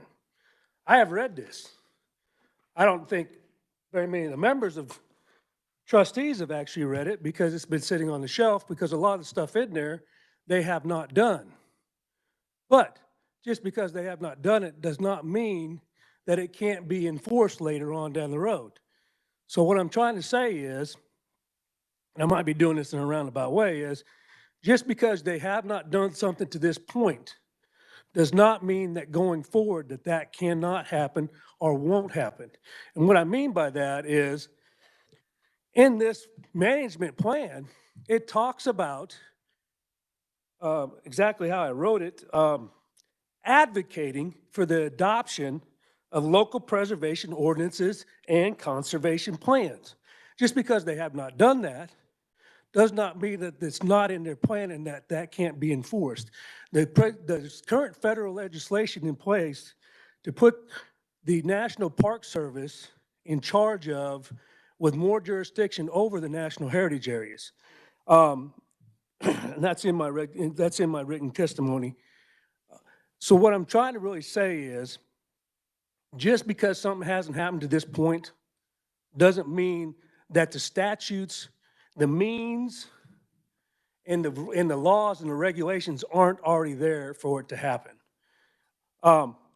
You ask questions about, kind of off topic a little bit about funding and everything else and where their money comes from, what they do. I very easily last night, I mean, they brought you their actual audit, but their annual report shows 3% of the funding for Freedom Frontiers National Heritage Areas comes from private donations and contributions. 43% came from federal. 54% of their funding is from local governments and state organizations.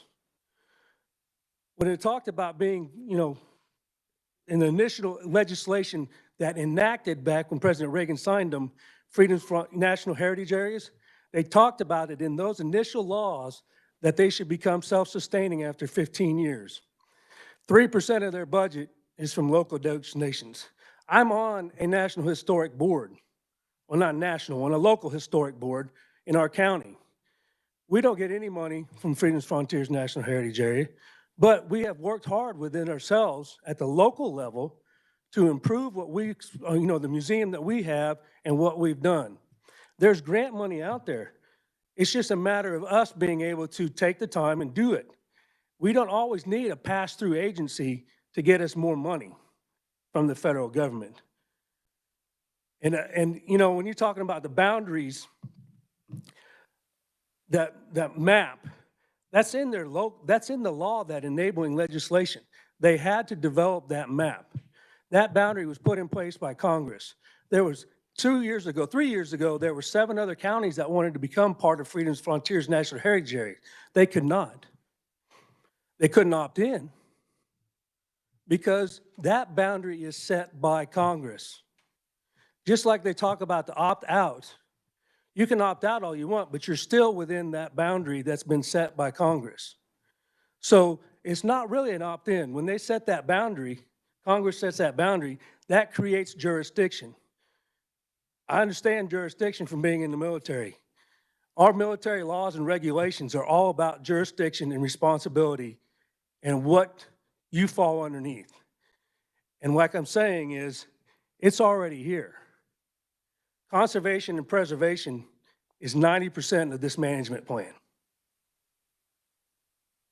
Conservation and preservation. Even though they haven't done it to this point, doesn't mean that they can't do it or will not be forced to do it because everything is tied to funding. Thank you. I'll stand for any questions. Thank you, Mr. Cushing. Thank you for your service to your country, and that is great. Any questions for Mr. Cushing? Seeing none, thank you so much. Thank you, Chair and committee members. Next is Marcy Lafine. Now, we do not have written testimony yet, but we will have it later. Will be emailed. So watch your emails. So, Ms. Lafine, thank you for coming to committee. Yes, good morning. Thank you for letting me jump onto the schedule. Appreciate you guys taking time to hear from the public.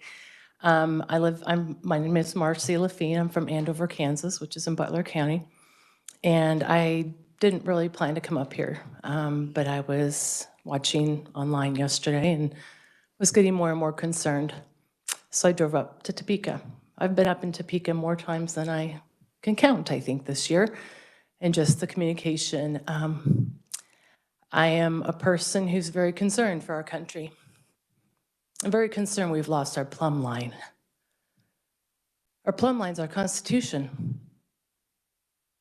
federal and state. We have a president right now who does not know he's out of his lane. We also have a Congress, the same party, so they're happy to let him be out of his lane. So you guys are having a lot of crud coming down to you that you're having to figure out how to deal with. And we citizens really feel like you are our stopgap.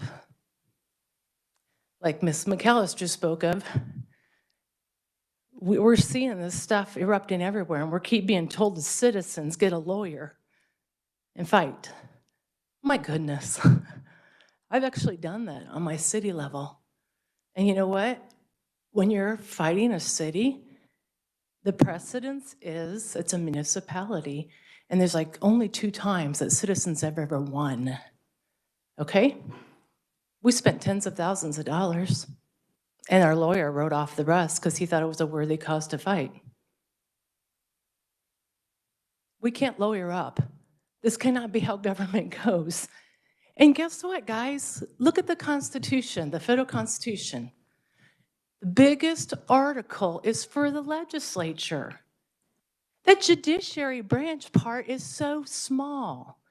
Count the number of lines and the roles and responsibility, and it's on the legislature. And now we know the feds have totally failed their job, and so it keeps ending up in the judiciary because Congress is not doing their job. But now we're seeing, we got an executive branch who's seeing if he can mandate everything down to the individual, from taking a shot to now land use. And these guys are right. If you haven't spent time on the UN Agenda 2030, you need to. Biden 30 by 30 is 100%, and it is a global thing going on. Why are they lockstep in all of their actions and verbiage? You need to be informed if you don't know that. Great Reset, they have their own website too. They're not being secret of what they want to do, okay? But we are still a sovereign nation. We still have a constitution. We're still a constitutional republic, whether people think that constitution is crap and is a living thing that they can just keep altering. But we are a constitution, and I've come today to remind you all of that, and that we citizens are pretty fed up. In this season, I have started a grassroots group, and I can tell you it grows every week. This has been my consumption of my life. I homeschooled my kids until my daughter graduated, and this has become my full-time job. And I have a supportive husband, thankfully. He jokes, behind every good woman is a working husband. But he's, you know, he made it possible for me to be here, and he blesses that. But I've spent 2,500 hours in research this past season on, just like this Miss McAllister, my goodness, this woman is a reader too. But that's what our whole country should look like, I think. We have we citizens are to blame. You know, we are. We have not been informed, and when we show up, sometimes we're really ignorant. And, you know, you guys just smile and nod and go, oh, poor soul. But, you know, we want to be involved in the process. We do, and I'm doing my best in my community, and actually got people from across the state in my group now, hundreds, that I'm trying to equip and inform and say, here's the link to the legislature, here's the link to watch online, here's bills being discussed. But we want to help you, and we want to remind you we have a plumb line as a nation, and that's a constitution. We are looking to you to be a stopgap. The growth of this government's out of control. I heard trillions. We're doing trillions like it's nobody's. The explosive growth. 10 trillion is the budget of our national budget. Do you know that's $30 billion a day? So when I hear everybody talking about all this little candy coming down from the federal government, and we could get this, we could get that, that comes out of our pocket. It gets to DC and it comes back. What about a horrible use of money? But we don't have any more money to give. Inflation is out of control. So push back on this, guys. We don't have money to be funding all of this stuff. And as far as the argument of carbon, I was so disappointed in Farm Bureau yesterday and the Kansas Corn Association. I'm a farm girl, grew up in Nebraska. I've lived here for 27 years. And I don't get this mentality that we're looking to the federal government to solve all our problems, because it is more encroachment. We just can't have it. So if you can find a way to push back, put a barrier between us and the feds, we would really appreciate it. Thank you for your time. Thank you, Ms. Levine. Any questions? Seeing none, thank you. Up next, Francis Delaney.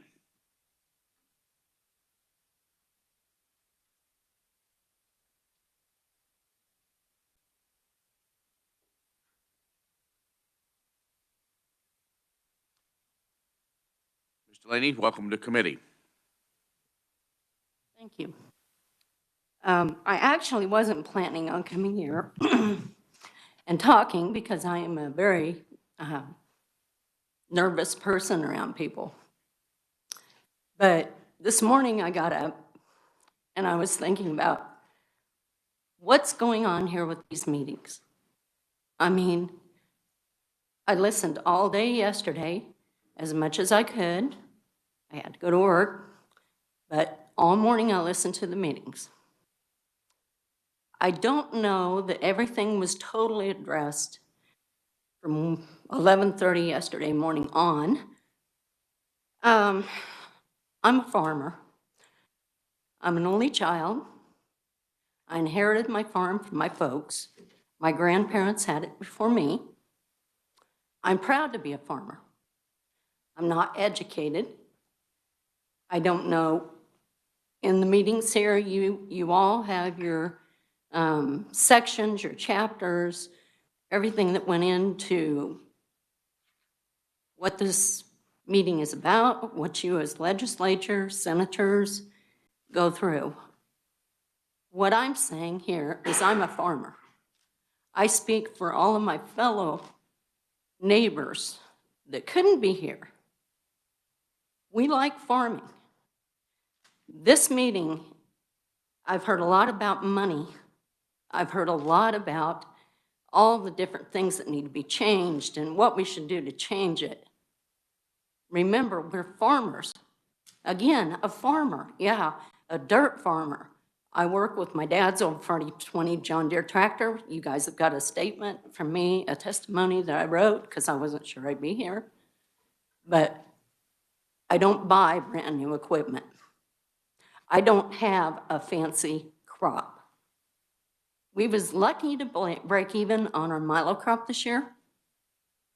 I have to rent some of my ground out to fellow farmers so that they can help me pay a property tax. And sometimes it's really hard to make that property tax. As others have mentioned, there's mandates in this world. There's stress that we've all went through. We're farmers. We're trying to make a living. We raise our cattle to try and put a steak on the table. We try to make the crops so that we can make the next year's crop to help feed the people. I don't like the idea of our freedoms. Freedom to farm and ranch. Freedoms for other things in this world that are being questioned right now to be put on the line. I mean, we're just here. We're just farmers. I'm proud of what I inherited. Where my history came from, my grandparents and my parents taught me. We didn't have somebody in Philadelphia say, hey, you know, Joe Delaney, Alexander Rubel had that ground. Do they know? No, they don't. But I do. And I learned how to farm from my dad. I got on the tractor, he showed me how to work the farm. I'm proud. I'm here, I'm 61 years old. I don't have a child to my name. I'm the only child. I never had children. And who knows in 40 years what's going to happen. But can we actually decide from the administration that's going on now what tomorrow or 10 minutes from now is going to happen? We can't. I mean, mandates. We talk about property taxes, we talk about rezoning. If we're a farmer, we're sitting out there on the farm and we say, no, we don't want to be in these programs. What's to say our property taxes aren't going to jump? Who's going to say that our rezoning isn't going to change and they're going to say, oh, well, you got wind turbines out there, or you've got a hog farm out there, and we got to change your rezoning, and we've got to make you commercial use because you're 10 miles, 20 miles away from that nearest location. What about the counties? Now, I don't personally know this, but we touched base on the drone sites. I heard something about there's supposed to be 2 locations per county where these drone sites are supposed to be landing and resting. I don't know. Again, I don't know these things. But how much more encroachment are we going to have to stress to jeopardize our freedom as a farmer?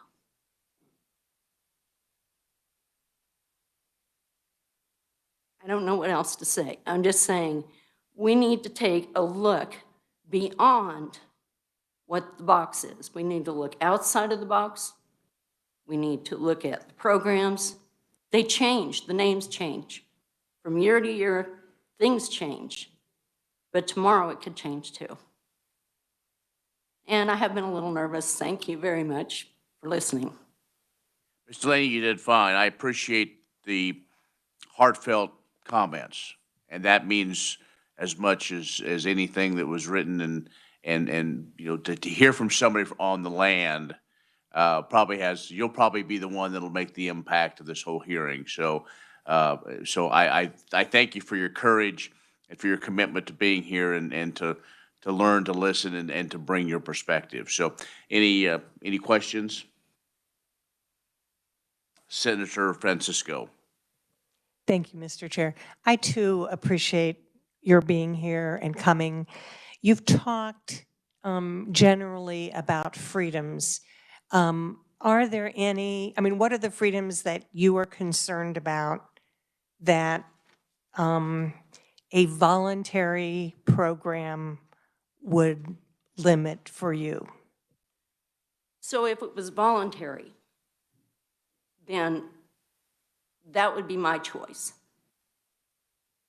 But when it comes to eminent domain or something, and like we said before, not mandated on farms, but mandates throughout this country right now, when it becomes not only my choice, who's to say tomorrow they can't turn around and say, well, you didn't sign into this program, but we're going to take the ground because it's eminent domain. And there's new clauses on eminent domain I had no idea about until yesterday that I heard. And I don't know if it's true or not. Third party, I have no idea. But I remember my father talking eminent domain. So basically, if you don't give over the ground, they're going to take it. That becomes a choice.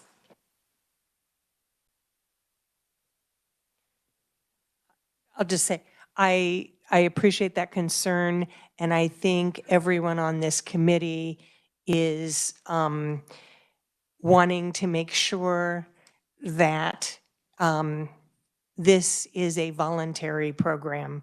And I have not seen anything about eminent domain. I know that we have that for roads.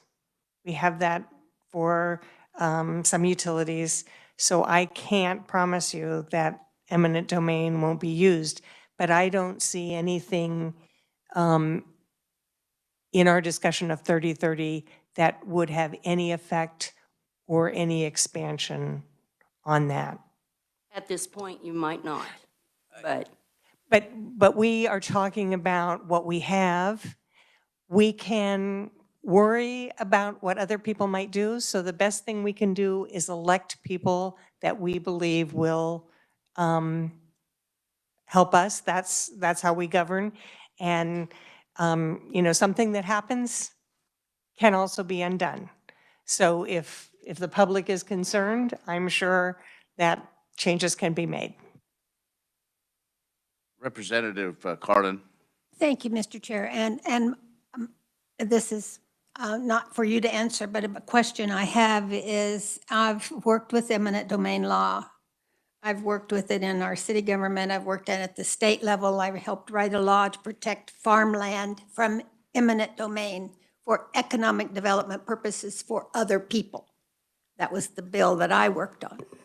But in all my study of it, I've never heard any, and maybe research can answer this, what is there any federal eminent domain, maybe other than an interstate highway, or I mean, what do we know about the federal use? I mean, this is a federal program we're talking about. We have no control over anyway, and we're only advisory. But I don't know that the federal government takes land by eminent domain, maybe for airports or interstate highways. Is there, I mean, I don't know what the law is about that. And I understand your concern, and somebody talked about a sewage plant problem. That is local decision. That is not a federal decision. That would be a county or a city decision. I don't know the answer to that, but I can. I'm trying to find it right quick. Okay, thank you. And I too was taught how to farm with my daddy on the back of a Ford little gray and red tractor. And I understand, you know, where you're coming from. I've been there. While we find the answers, Senator Billinger. Thank you, Mr. Chairman. Thank you a lot for being here today. I echo the comments of the chairman. Don't be nervous. We appreciate folks like you coming here and letting us know what real people think about. I do share some of your concerns, and you know, we gloss this over really easy, but Yeah, maybe there isn't anything particularly in there that says eminent domain, but there is something in there that says 30% of every county. So if your county doesn't happen to have the 30%, there's nothing saying that that couldn't happen someday. And, they mentioned about elections. Elections have consequences, and we're facing that today. And so things do change, and not always for the good. But thank you for coming and pointing out, because there are other things in there that really concern me also. But this 30% of every county, no one wants to, they just want to gloss that over. But I think that's an important point that we don't want to forget. So thank you. I do want to add one thing. I don't know, my CRP ground, I have 73 acres of CRP ground that was put in for 40 years. My father put it in. It was hard work to keep it in. We had to cut trees. My husband and I, when my father died, we went out and cut the trees ourselves because it cost too much money for the companies to come out there and do it. So we did it. In September, the CRP program for me was up. I reapplied. From what I understand, I was one of the only ones in my county that did not get put back into CRP.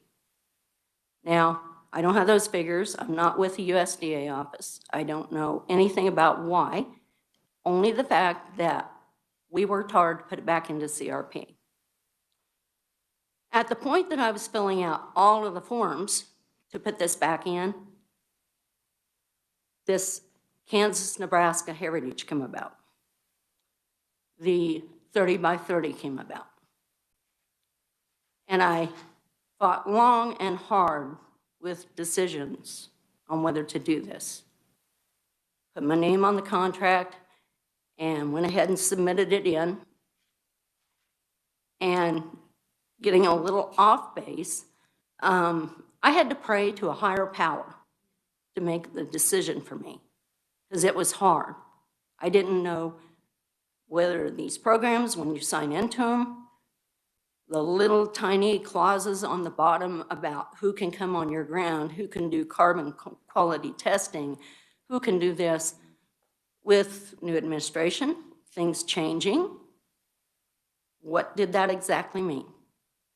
My higher power, not getting into religion, but my higher power made that answer. So I don't know what this ground's going to be. It's open right now. I don't want to tear it up because it's good for the birds, although there's not very many. I don't want to destroy something my father made, which was 40 years of grassland. So I just want to add that when you guys talk about CRP ground and how it's good. Yeah, I mean, there was better money on it, but my question is it really about the money? Or is it about something my father put in, something I'm proud of to be sitting there doing, farming?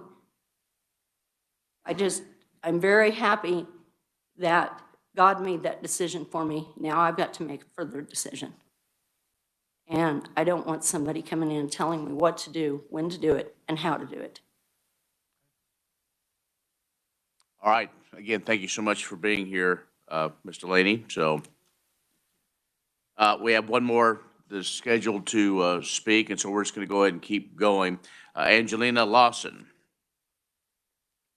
Ms. Lawson, thanks for being in committee, and I will say good afternoon. Good afternoon. Thank you so much to the esteemed body. Angelina Lawson, I'm a lobbyist for Land on the Range, that is private landowners.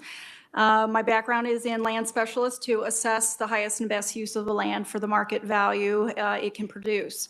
The points that everybody has brought up today has been a really good discussion that I'm really excited to bring back to my landowners. And the point that we would like to make is just about the market value of conservation to the land and the ability to have options for landowners. So what we really heard today is that the 30 by 30 federal initiative plan is really about focus on the 30% for the country, not just Kansas. And there's roughly, when I start doing the math of how much land we're actually talking about, what is actually 30%, the U.S. lands is about 3.8 million square miles. So 30% of that is roughly 1.253 million square miles. So the federal government has already taken Utah's Bears Ears, which is a very small square miles, and the official posting that I read on the website listed a lot of different focus areas, especially the oceans, the Barren Sea, a lot of Native American lands. That's their prime target to really go for. So when I start looking up the size of how big is the Barren Sea, what are we talking about in numbers? The Barren Sea is actually 772,000 square miles, plus the Hawaii Marine National Monument is about 583 square miles, and then the Arctic National Wildlife Refuge is about 30,000 square miles. So in total, just those three items is already hitting the 30% at 1.3 million square miles. So when I look at how much of a threat is this really for Kansas, and then I look at, where their focus is really on, our group is not really seeing this as a concern for Kansas. It really looks like it's already been addressed, and we haven't even addressed the Florida Everglades or Grand Canyon or any of the other national parks that could increase their conservation grade to meet the rating that would count towards the 30%. So we don't believe that the federal government will come for Kansas. We think about the lesser prairie chicken down in the southeast. What is more desirable, the Barren Sea or the lesser prairie chicken? So I think we really don't see that Kansas is at the caliber that could constitute a real concern about this because it's already going to be met by the time it comes to Kansas. So now I do see and hear a lot of discussions about the volunteering program where Kansas can contribute to that and increase their gap ratings to 1 or 2 for the existing designated land areas already, so that if we wanted to contribute to this plan, we can go ahead and do something. But what I really want to bring up is the market value that conservation can have for a private landowner. Now, not every landowner is going to seek out conservation because their income producing may already meet their requirements of what they want to make out of the land. But when a developer makes a community park, it increases the value of their land and increases the valuations of the homes. So conservation in partnership does have a lot of value when it comes to the market. Now, when I think about where wildlife refuge lands are, and when they get full, it increases the lands around them. So a lot of hunters want to find land next to the wildlife refuge. And that's because the deers will cross over, and there's a lot of points to those deers. So then you also look at the watersheds, and those are there to protect, the floodplains are there to protect basically the kidneys, the way that the water purifies itself as it goes through the channels. And when I think about how Fort Leavenworth area actually has a water agreement with the Missouri River, and the rest of the state really has an agreement with the Kansas rivers, we have to kind of also look at the bi-state agreements of how we can work together, because we have different water sources for the residents in Kansas. Now, of course, I'm sure everyone here is pretty familiar with over 200 CSPs for the working lands. And we just heard about the CRP leases. And then, of course, if you break those leases, there is penalties involved. So I think there's a real need for education for the landowners about these programs that they are wanting to go towards to really protect them. We've also started to really understand about carbon credits. And the mineral harvesting really requires an appraisal so that you understand the value of what you're signing on a 15 or 20-year lease. Sometimes that number looks pretty big, but when you break it down into per month, it's quite small and it's not meeting the market rate. So also we heard about conservation easements, claiming those tax deductions for private owners, solar energy, better net metering, I think for acres over 20 acres. That way we're not touching the residential areas, but we're really focusing on redevelopment of brownfields for solar, providing opportunities for landowners who, like Representative, you mentioned, when the kids don't want land anymore. What do you do with it?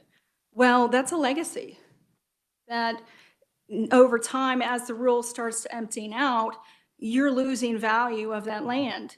And how do we bring that back? So I think there has to be some real explorations about how we can capitalize on the back end of the conservation and how to increase the market value for those. So I talked about cities and urban communities and rural. I think also we have to look at the urban areas where we're having blight and with vacant lots and abandoned homes and parcels that can be too small that a builder cannot build on. So right now, you can't build a home under $320,000.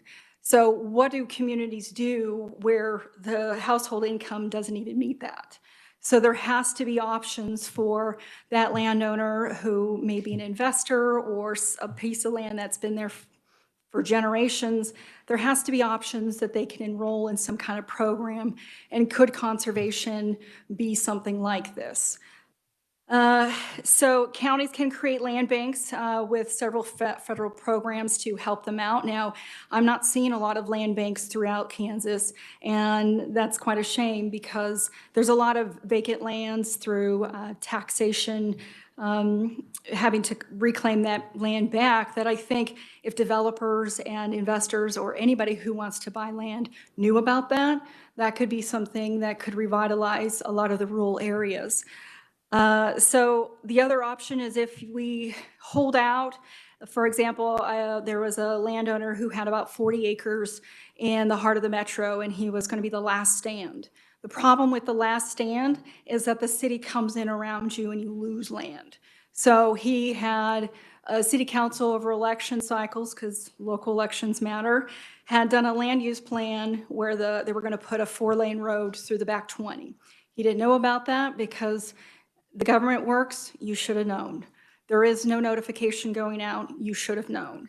So working with local governments, of course, to understand how the impacts of this and that moment when we do need to sit down and talk about development or ways to make that 40 acres into a conservation area for parks, which increases the value of everybody else around.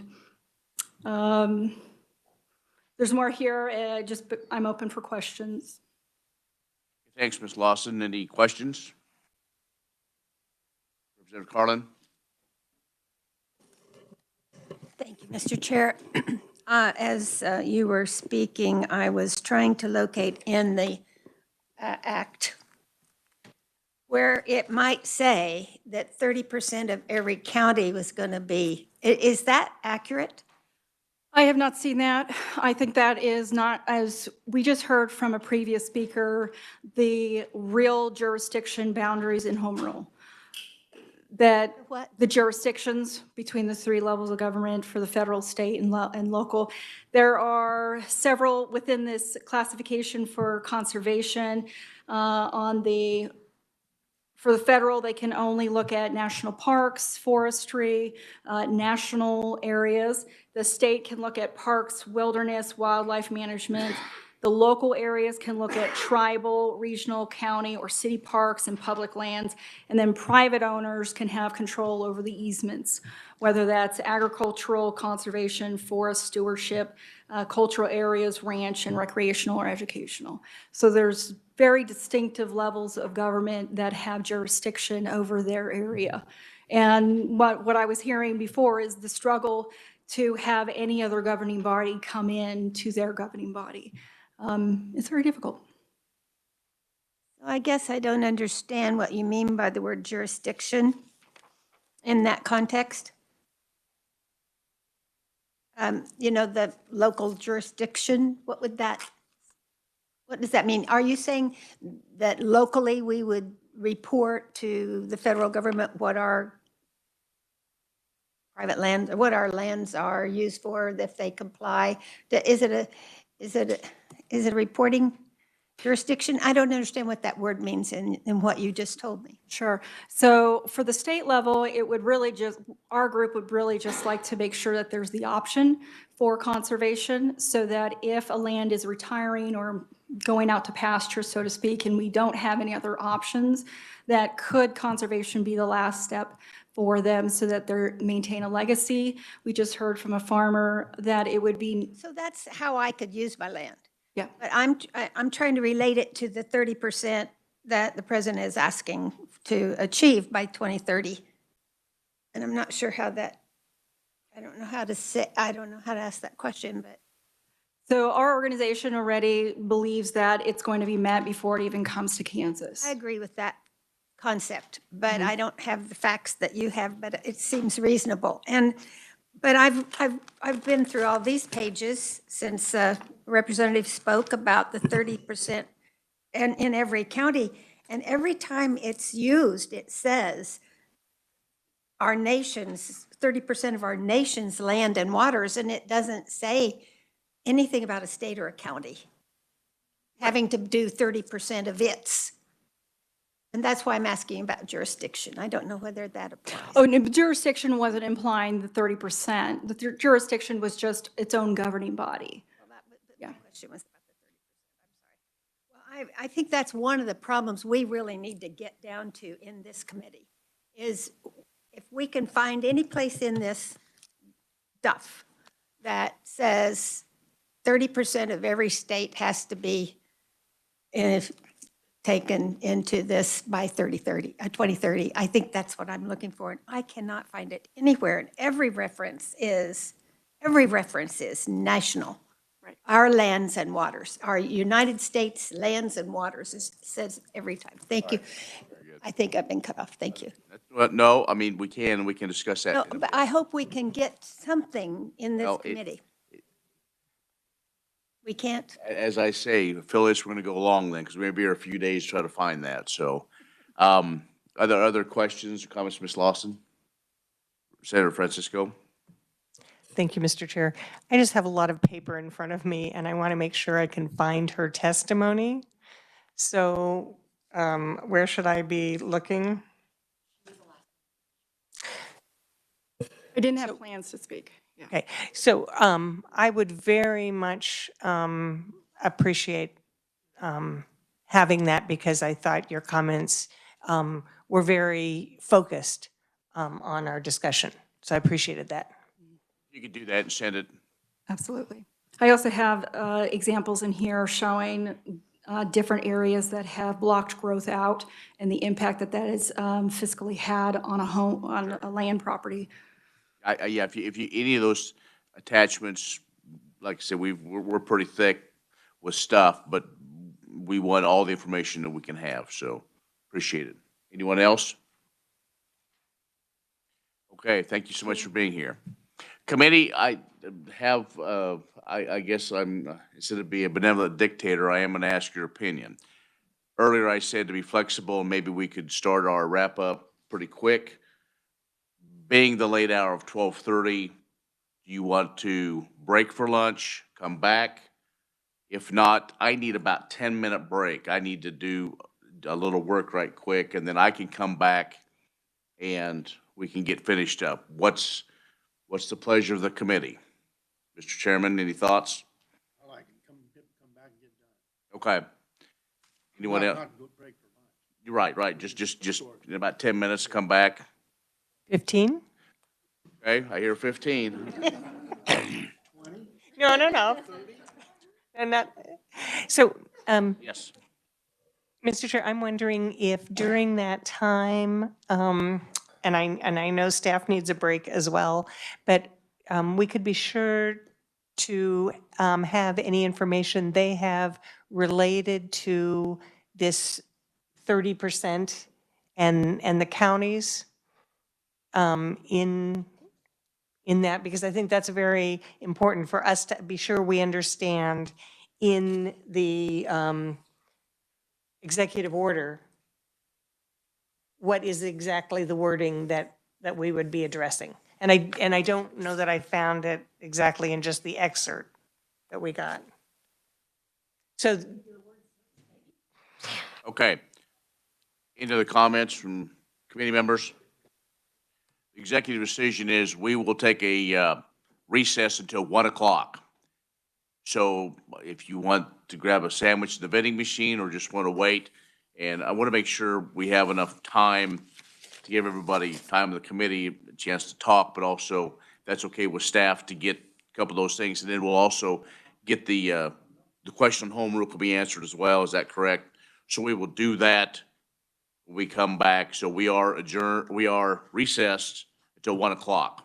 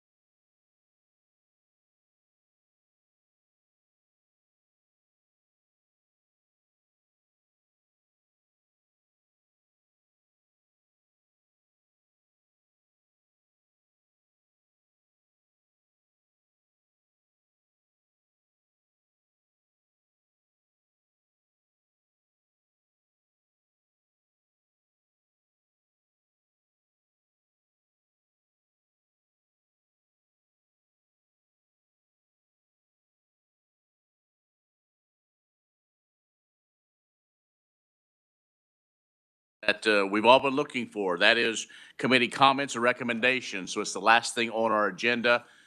Thank you for your patience and your willingness to listen to those that we called and those that took time to be here. So at this time, Representative Highland, I'm going to include you as well. Anybody that has any comments from what you have heard, seen, or learned over the last 2 days. So if somebody wants to raise their hand, they can go first. Representative Newland. Thank you, Mr. Chair. You know, after sitting here for most of 2 days now and listening to all sorts of comments and ideas on the 3030 plus other issues, I've sit here and I've not really asked any questions, and that was by design, because I really wanted to save my comments to last after I've heard all the testimony. And it was great testimony from a lot of different advantage points and sides, if you will. And it was really encouraging to have people come and basically pour their hearts out and all in front of us. You know, I was born and raised on a small farm, not a full-time farm by any means, but I am a full-time farmer, rancher, and we do take care of the land. We spend thousands and thousands of dollars every year in conservation practices. And we utilize the federal services and all that NRCS has to help us do these conservation programs. And so I think the scariest part about any program is the unknown. I don't care whether it comes through the CRP programs. I don't care if it's EQIP or any other government program. Until you know the details in the pudding, things can be challenging and very scary. You know, my sons, my two oldest sons, are back on the farm. They take care of things when I'm gone. And we have spent weeks and weeks repairing things that have been destroyed over the past year or two by heavy rain events or different active things, and all caused by weather. So my point is that the ag community strives very hard to protect our lands. And I think it has to be in conjunction with the government, because you can't always afford everything by yourself. It's unfortunate, but that's the way today's markets are driven. That's the way today's inputs are driven. And so there's a lot of issues that come to us in agriculture that is not under our control. And I want to point out one thing on CRP. It was interesting to hear the comment and all on CRP that here we are in a program that's for straight conservation. And to have, after 40 years, that particular acreage not re-upped into a conservation program when we're wanting more into a conservation program is absolutely absurd, to me. So I have to say that we need to look at more than just what's happening present. We have to take what's happened in the past to make what's happening in the present better. So my thoughts is that we have to be very careful about what we look for in the future. And if it's taking federal and state lands already owned, already in conservation, that is perfect. It's great that we consider those types of things. But anyways, that was my thoughts. I just wanted to say that the unknown is the unknown. That's what makes it scary. And I think that as soon as we can find out more details in the pudding, I think that we'll find out that things are maybe a little better than what we might hope for. Thank you, Representative Newland. We're gonna have Senator Billinger go next. He has another meeting here at 1:30. So Senator Billinger. Thank you, Mr. Chairman, and thank you for your comments. I echo the same thing. I've got a small farm of my own that farmers do a great job. Yeah, I think probably the most important thing we did learn here is that we don't have much information, that it is very vague, and the details are in how the thing is pursued, and whether we're talking each state or we talking across the nation, and I think there's a lot of unknowns, but I think it's something we'll have to be very vigilant on, make sure that that we keep an eye on what does happen, and if we get information, I think that hopefully the two ag committee chairmen are here, and hopefully you'll keep an eye on this through the session in your ag committee. So thank you. Thank you. Next, Representative Blex. Chairman Well, Rogers, I'm here following online. Senator Warren, if I could get a chance to get into the queue, that'd be great. Thank you. Thank you. Go ahead. Go ahead while we get that lined up. Well, I'd like to thank the people that took a lot of their valuable time out of their life and at no pay.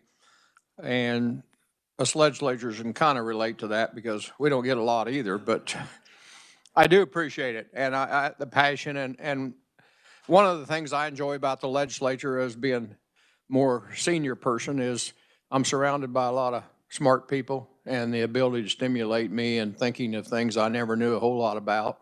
And it's been a great learning experience. I appreciate the passion on both sides of this issue. As I said earlier, I spent a lifetime in conservation. I was raised on a rural farm that I own. The deed is signed by President Ulysses S. Grant. I've been in my family for that length of time. And I value that land very importantly, and certainly the legacy that I'll live. And I would have to agree with Representative Newland. We're being asked to make a decision on something that we know very little about.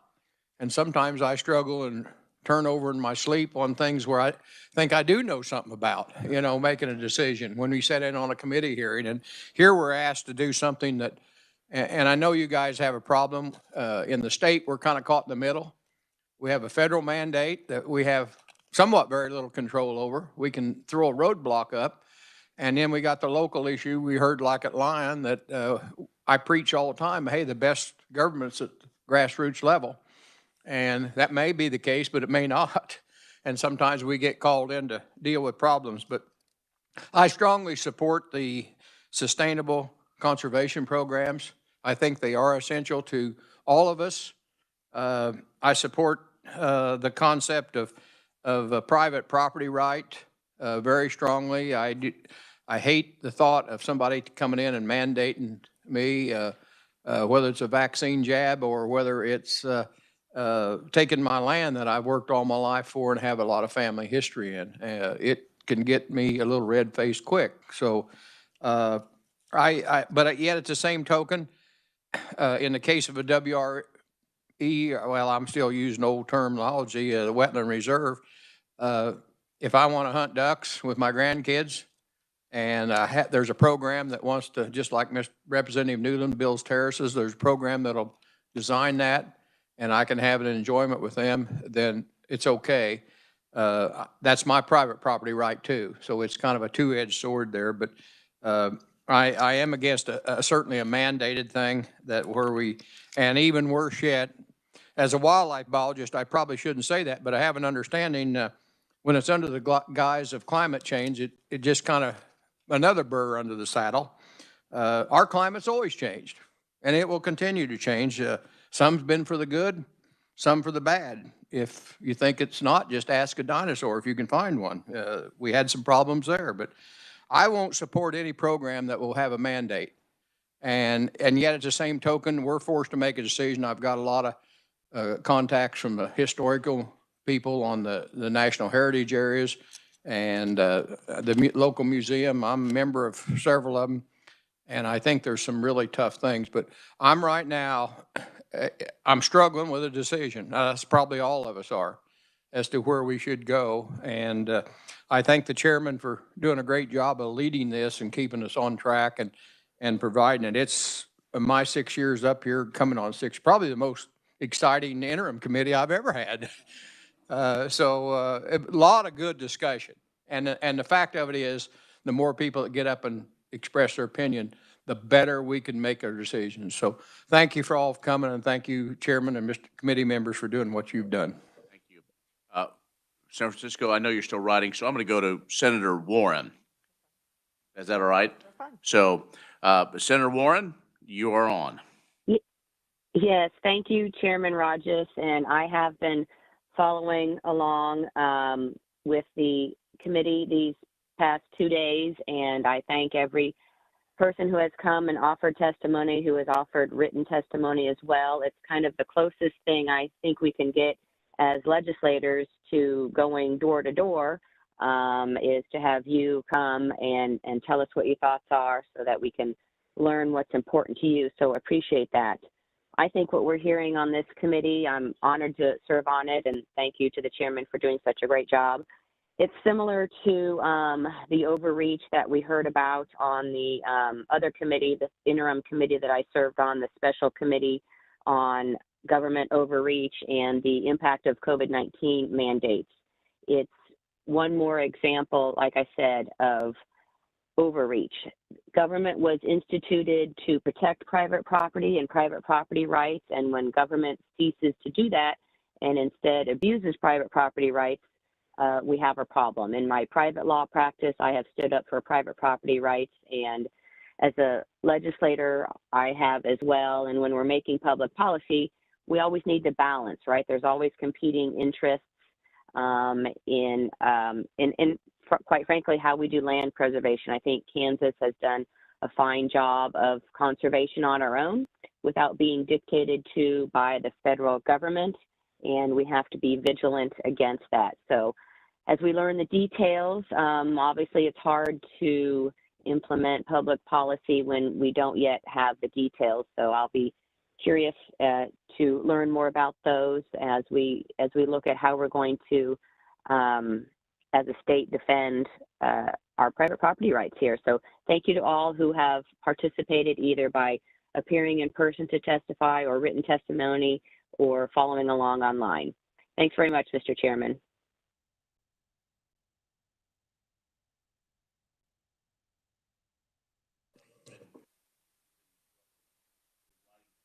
Novel over there. So no, I'm sure you're always very well prepared. So if you're ready to give your remarks, we're ready for them. Thank you, Mr. Chair. So I think I have actually at this point more questions than comments. And the first one is, are we being asked to make a decision? I don't know that we are. There's no legislation in front of us. This I understand to be really a fact-finding committee, so that when we go into session and people talk about 30 by 30 or the national heritage areas, that we can say some of us had the opportunity to get a more in-depth view and to hear from people in a time that's not limited to our Senate hour meetings or those longer meetings in the House. So, so I'm sort of going, I don't think we have to be worried. We're not being asked to make a decision. I think we may be asked to share some of what we've learned in a committee report. And so I guess the other questions that I have that I asked our research staff is there any reference to counties that they find in the executive order? Because we've talked about, can this imply that land can be taken by counties? So I'm asking if Heather could respond to that.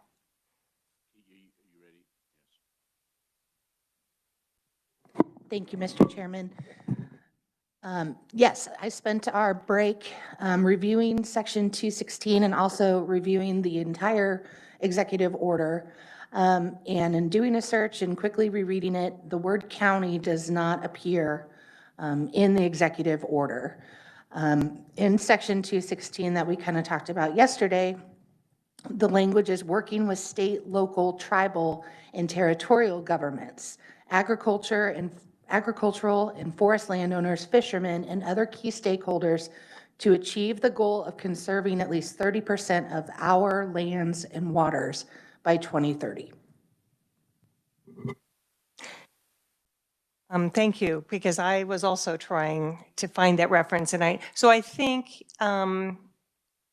we might want to share that we understand this to be an aspirational goal.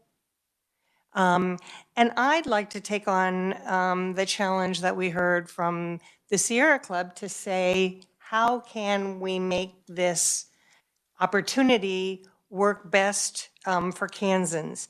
My understanding is that a majority of our conservation programs are really federal programs, many of them through the Farm Bill.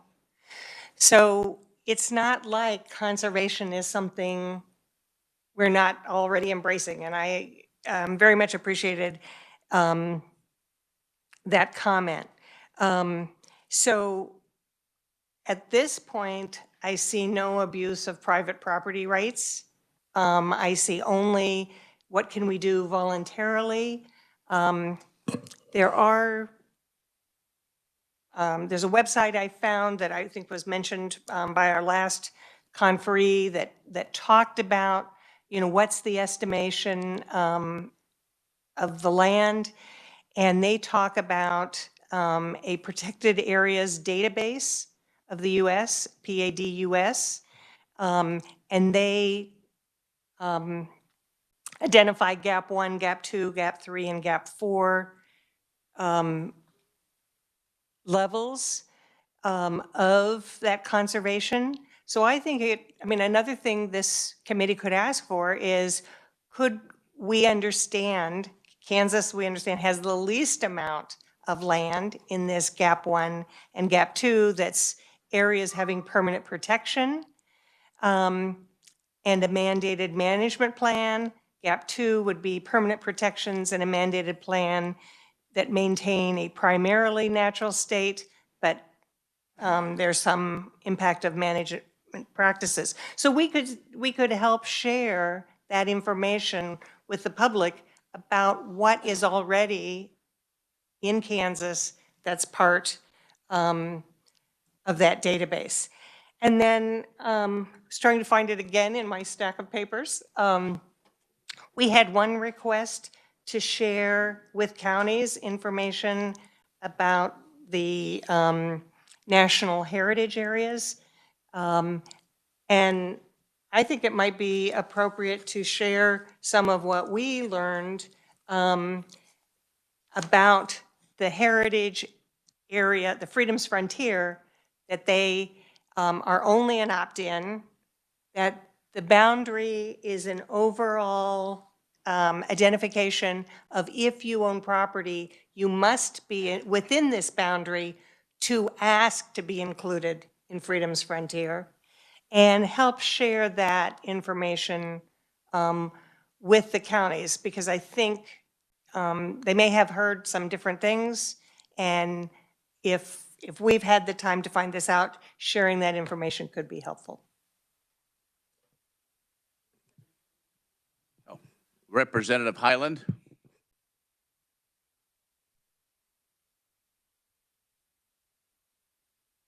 Thank you, Mr. Chairman. In keeping with the title of the committee, my recommendations are as follow. Number one, the committee pen a letter stating to the federal government that we appreciate what you're saying, but we would like to keep things the way they are now as a voluntary program. We have programs in place. And then I would also in that letter include the acreage of land that is already in conservation. Either that's within federal programs, whether it be state programs, as with the Fish and Wildlife, and those that are in private conservation programs and put out those numbers. I think we're close to, if not above, that 30% level. And therefore, we would say, no, thank you. We do not want to be included in this program. I would further state that I'd have all that data. And then I would ask that possibly the governor, based on the statement she's made yesterday, that she would be willing to sign on to that letter as well. But it'd be from the committee and from the governor of our state. And as for the rest of the day's hearings that we heard, I think the National Heritage Areas deserve another hearing, possibly an informational hearing in one of our committees to get more information on that. There's confusing things in there that I did not quite understand. I'd like to know more about it. And then as far as home rule, possibly some legislator needs to sit down with these folks and figure out what areas of home rule are being neglected, overlooked, or being ignored.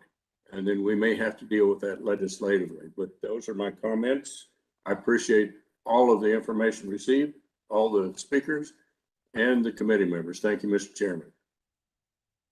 Thank you, Representative. I will call on you at the end of the comments if you want to make your recommendation in the form of a motion, so stand by for that. Next, yes. Oh, yes. I apologize. We should have done that to begin with. So you have found on the home rule, is that correct? Thank you, Mr. Chairman. I can speak to that, but I would also like to speak to the recommendation that the committee provide a letter to the federal government. Okay, do that one first. Okay, so policy 33 of the LCC specifically states that interim study committees and joint committees are not authorized to speak for the legislature or the committee except through their reports and recommendations. Okay. So you can make your feelings known, but it has to be done in that particular manner or during the session. If you would like to pursue a resolution, I'd be happy to work with you on that. That's what I was afraid of. That's what I thought. I thought, well, maybe we have more power than we do. So, I wondered, but what are rules anymore these days? I'm sorry. Now that's going to be on tape forever. What about home rule?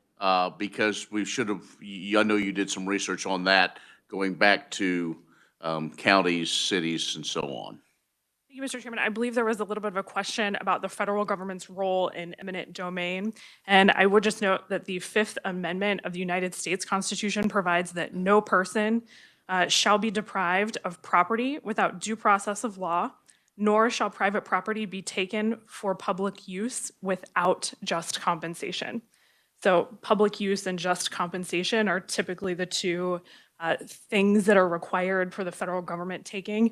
If there is a more specific question relating to that, I will be happy to look into it. I'll just need a little bit more time and probably a little bit more mic time, but we will be happy to get you an answer. Sure. Okay. Very good. Thank you. Thank you for keeping us in order. Next. Other comments? Senator Francisco for a second time. Thank you, Mr. Chair. So the statement was made that we as a committee may want to say that we don't want to be involved in this program. So my concern is there's not a program, right? There's an opportunity, there's an aspiration to say increase conservation, but I don't want to be on record saying that if the federal government in their farm bill in 2023 decides to increase conservation opportunities for farmers, to say that the legislature has said that Kansas farmers don't want to participate. I think we should decide when there is a program, how we feel about it. But to decide on the basis of we think that we need to conserve areas of the state, we would like to help people, particularly in those areas that are already under federal or state control. I think that's overreach on our part. Any other comments? Representative Carlin? Thank you, Mr. Chair. Actually, I do appreciate very much this healthy discussion of this issue, which I've been receiving messages about for a while, and I sympathize with any citizen who thinks things are going awry and says, wants to speak up about it. I think it's important that we do that. I appreciate hearing from you. I don't necessarily think you have the right information, but I'm willing to listen and study this document that I've already marked up and tabbed, and I still can't find some of the things that you're worrying about. But I appreciate you being here, and I appreciate you coming. I think the task force report, the America the Beautiful report, with contributions from Holland and Vilsack, who care very much about tribal lands and who care very much about agriculture, and others that were involved in that. I think there was 15 people, I don't know, maybe like in that. The task force report states over and over the positive contributions of farmers and ranchers have made for conservation efforts. And as farmers and ranchers being good stewards of the land, and I know from my own life that we are the stewards of the land, because if you don't own any agricultural or non-concrete land, you probably, if you don't own that, you're maybe not the same steward as one who owns the dirt and the land, and tries to make a living on it and tries to serve the public good with it. And I'm very passionate about personal property rights. I do think the report on eminent domain that was given to us about the Fifth Amendment, that's where I was thinking that we were on that. And the bill that I did with the Farm Bureau group on eminent domain was for local, but it required even more compensation than the actual value of the land. And no one just takes the land, they pay for it. And the Carlins lost 8 sections of land between Brookville and Salina to Fort Phillips in World War II because they needed a bombing range. And they bought our land. And I didn't know any of the Carlins at that time, but it was their, 8 siblings had homesteaded that area, and it was bought for a public purpose. The amount was paid was pitiful rather, but it is, the land was lost to us. But I was very happy about 1993 or 4 to go to Washington, D.C. and let the federal government be reminded that that land was in federal government ownership. And it helped immensely in keeping Fort Riley in Kansas, to put that acreage on the list that they had lost. So, it was a turnaround. I got to do something good about it, even in the late time, 50 years later. So I think that we all care about the same things. Nobody wants to be hurt by government, and I will be doing what I can to make sure that these programs are good for us. Thank you, Mr. Chair, and thank you, audience. Senator Reichman?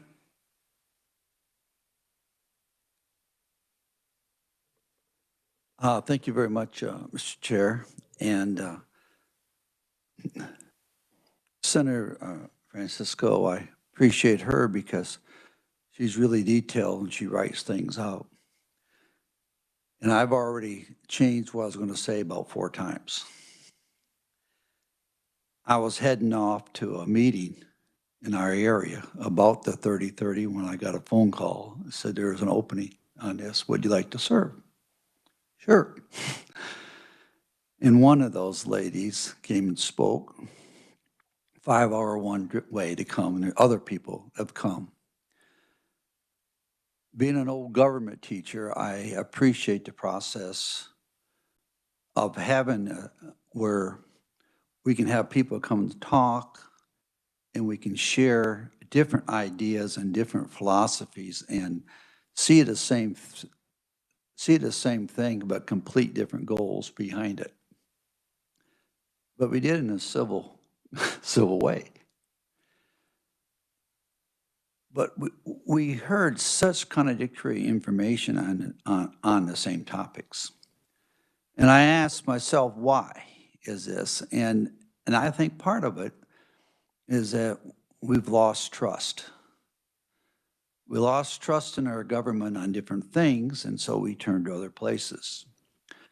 And then we wonder, well, when we get a document that's 1,000 pages, how many, I read about 50, not 216 part, but very vague of how you're going to get there. And we're fearful. And we look back on the mandate, where it's on the virus and whatever, and we saw the changes on that. And so there's a lot of unsettledness of how things are going to be. So it's very difficult for us to make a recommendation. I think I would agree with everybody that said that. But but I do think that's something we really, really watch. And I will be watching that. I do like local control. I don't like things coming back from the federal government. How many times we mentioned Kansas only got 1%, maybe 2 at the most, federal, one at least. I mean, hardly anybody's touched federal in it. And so when you say 30-30, it's a red flag that people are afraid. Other people came forward and says, well, it's across the nation. You can pick those up in the water. We had other people come forward and say, well, there's 28% across, already on federal control. Another 6 by state. That's, if you want to go by numbers, you even. So there's lots of different ways of getting there, and we don't know. There's lots of questions. And so I don't feel comfortable making any kind of recommendation. The document's very, very vague. I feel for the pain for the people that spoke and from their heart what's going on there. But a lot of this, they don't know for sure what it's going to be. And so I'm just going to say that I appreciate the discussions. I appreciate people coming here. I appreciate the way you ran the committee. And I'm just going to say, good job on that.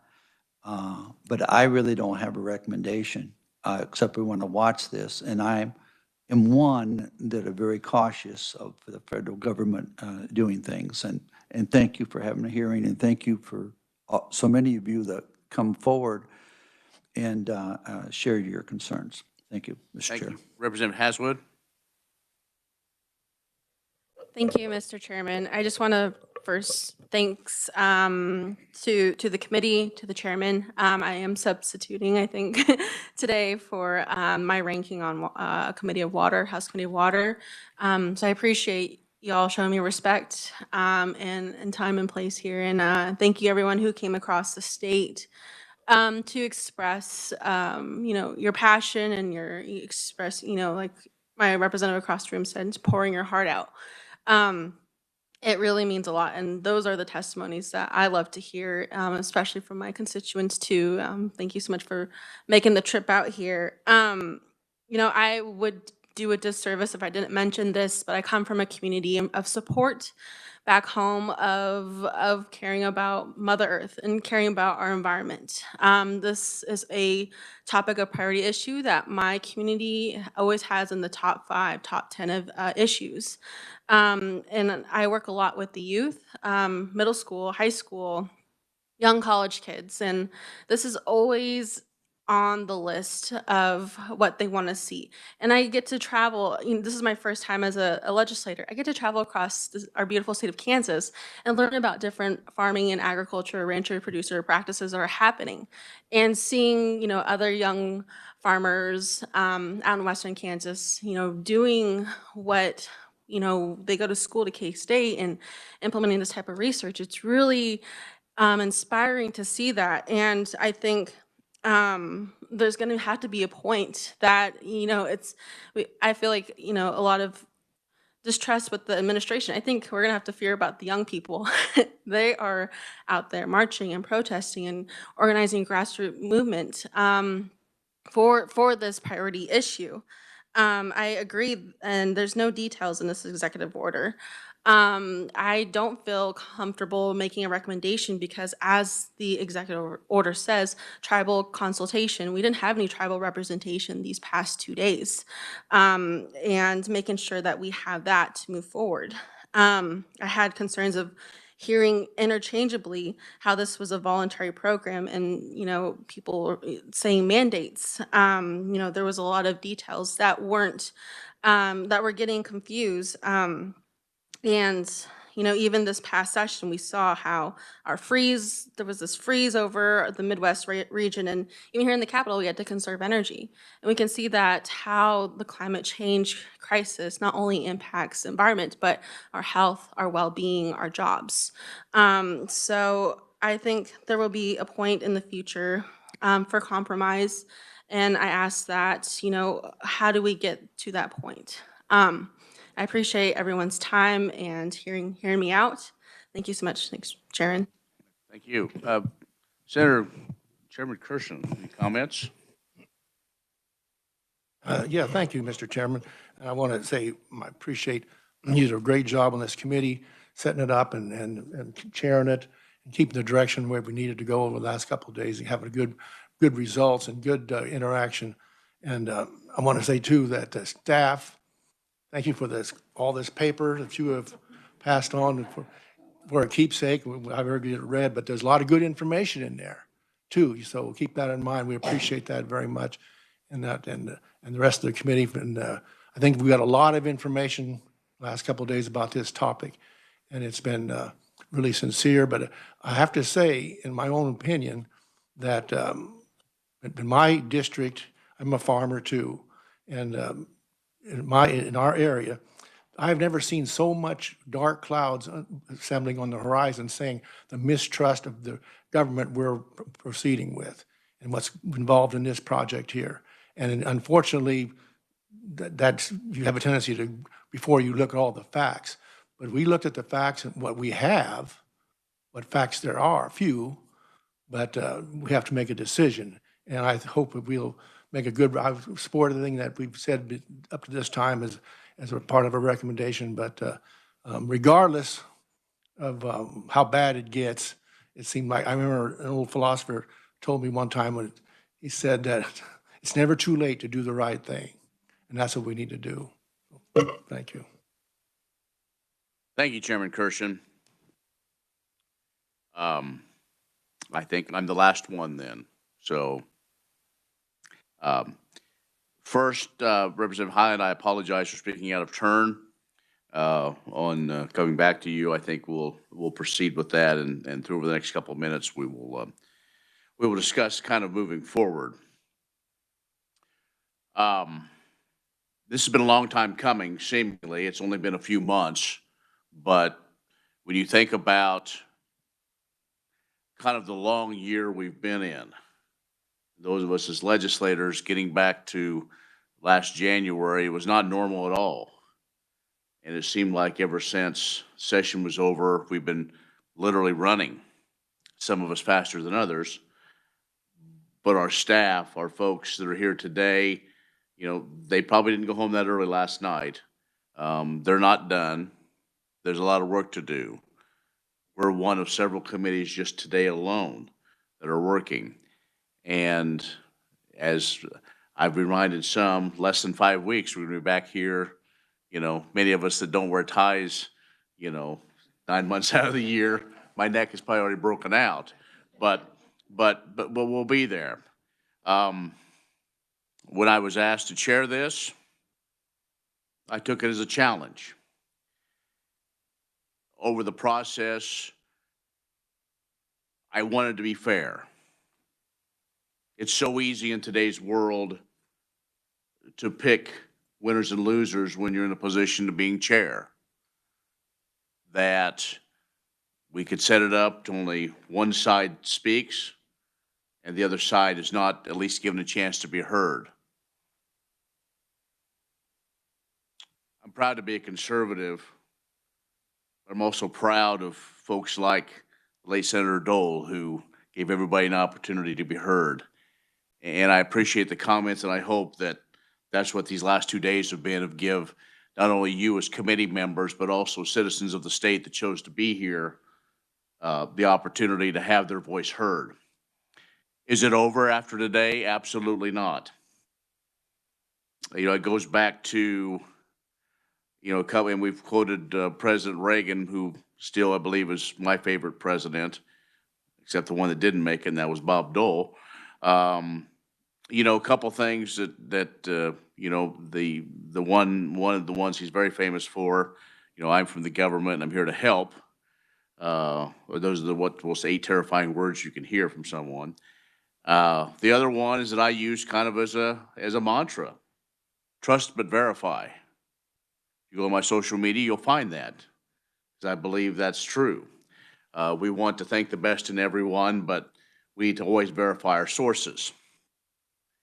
Through social media and through everything else, over the last few years, there's so much bombarded information. And if you were a constituent of mine, the 110th District, and over the last couple of months, if you have been at a town hall or been at a meeting, I've had an opportunity to speak. I said, don't react to the headline. Don't react to the headline, whether it be in your paper, online, on your phone, or whatever. So much we've done that. We read a headline, and if it's not what we agree with, well, we go find the headline maybe we do agree with. I firmly believe right now we're in a state in our nation where we're one of two things. We're either scared or we're mad. And I'm not sure exactly where that's coming from. We're Americans. Republicans and Democrats don't agree on much. But I'm not sure where that outside force is coming from to make us either mad or scared. That's no way for a republic to be. So hopefully, maybe some things that we've started today to have what I consider a very bipartisan discussion on an issue like this that is very divisive, that we can move forward. One thing we can agree on through all this is I think all of us support conservation. It's a way of how you get there is the challenge. I think moving forward, this is not the end. I don't know if it's the beginning. We have a long schedule in the House Ag Committee this coming year. But I do believe that the National Heritage areas continue to need more discussion. And 30 for 30 will need more discussion. I agree with Senator Francisco, probably leaving with more questions than answers because it's so vague. But I think back over, doesn't matter what administration it is, I think anytime you have an idea, it's simply that. It's an idea. Anyone that comes new into office as a state legislator, a governor, or president, it's hard to have any detailed plan of anything. Think about what happens here in our state when something is proposed by the one who sits on the second floor. It's not law. It goes through the process. And that's the one thing in the world we live in today as well, and I try my best not to preach. But we need to get away from thinking life as a television show. We have gotten to the point where we think everything needs to be solved in 47 minutes and commercial breaks. It doesn't happen that way. It's not pretty. It's not pretty. From this position, I look at those in attendance, and I saw some eye rolls. I saw some frustration. And I know there's going to be some that are going to be upset because what did you really accomplish those 2 days? And quite honestly, I will say I'm not sure. But what I do know is folks had an opportunity to have their voice heard. You will always have that in my committee, in whatever committee it is that I chair. From here, we'll discuss this in the House Ag Committee, and I think Chairman Kirshen will as well. I can't speak for him. I don't set his agenda yet. But I think, you know, as some have said, it's imperative that we continue the education process. I say that is probably something that that has come out of this as well. If we use the word education, if we use inform, I don't know. But it's time we get back to that. I'm impressed by those who came and testified, could quote statutes.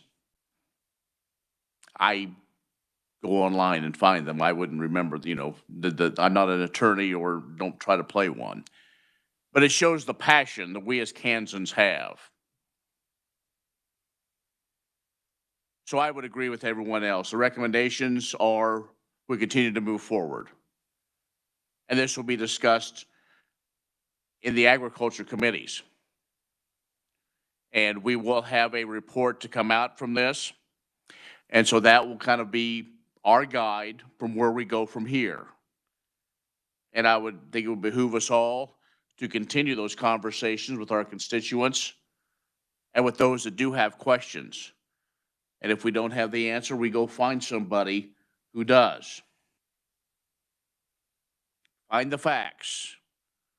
Find the facts, because that is how we will make the right decision for all Kansans, whether you live in the country or in the city or in Johnson County or Johnson City. So with that, again, appreciate your attentiveness. Sorry you missed lunch. That's kind of my MO. I just kind of work through it. So if stomachs are growling, I do apologize. Again, thank you for being here. Thank you so much, staff. Anything else for the good of the cause? Yes, Senator Francisco. Thank you, Mr. Chair. You mentioned a report. So is that going to be simply what we heard, or is there a typical committee report? Okay. And is there any further information we would like staff to work on that then would be available for the legislature in January? I think it'd be much easier if we asked it now than. I think of all the things they were taking great notes of things we were requesting, and if we didn't have the answer, they will send it to us. Correct, Heather? Okay. Is there I guess if there's something specific that you want else, then that would benefit the committee, we can do that.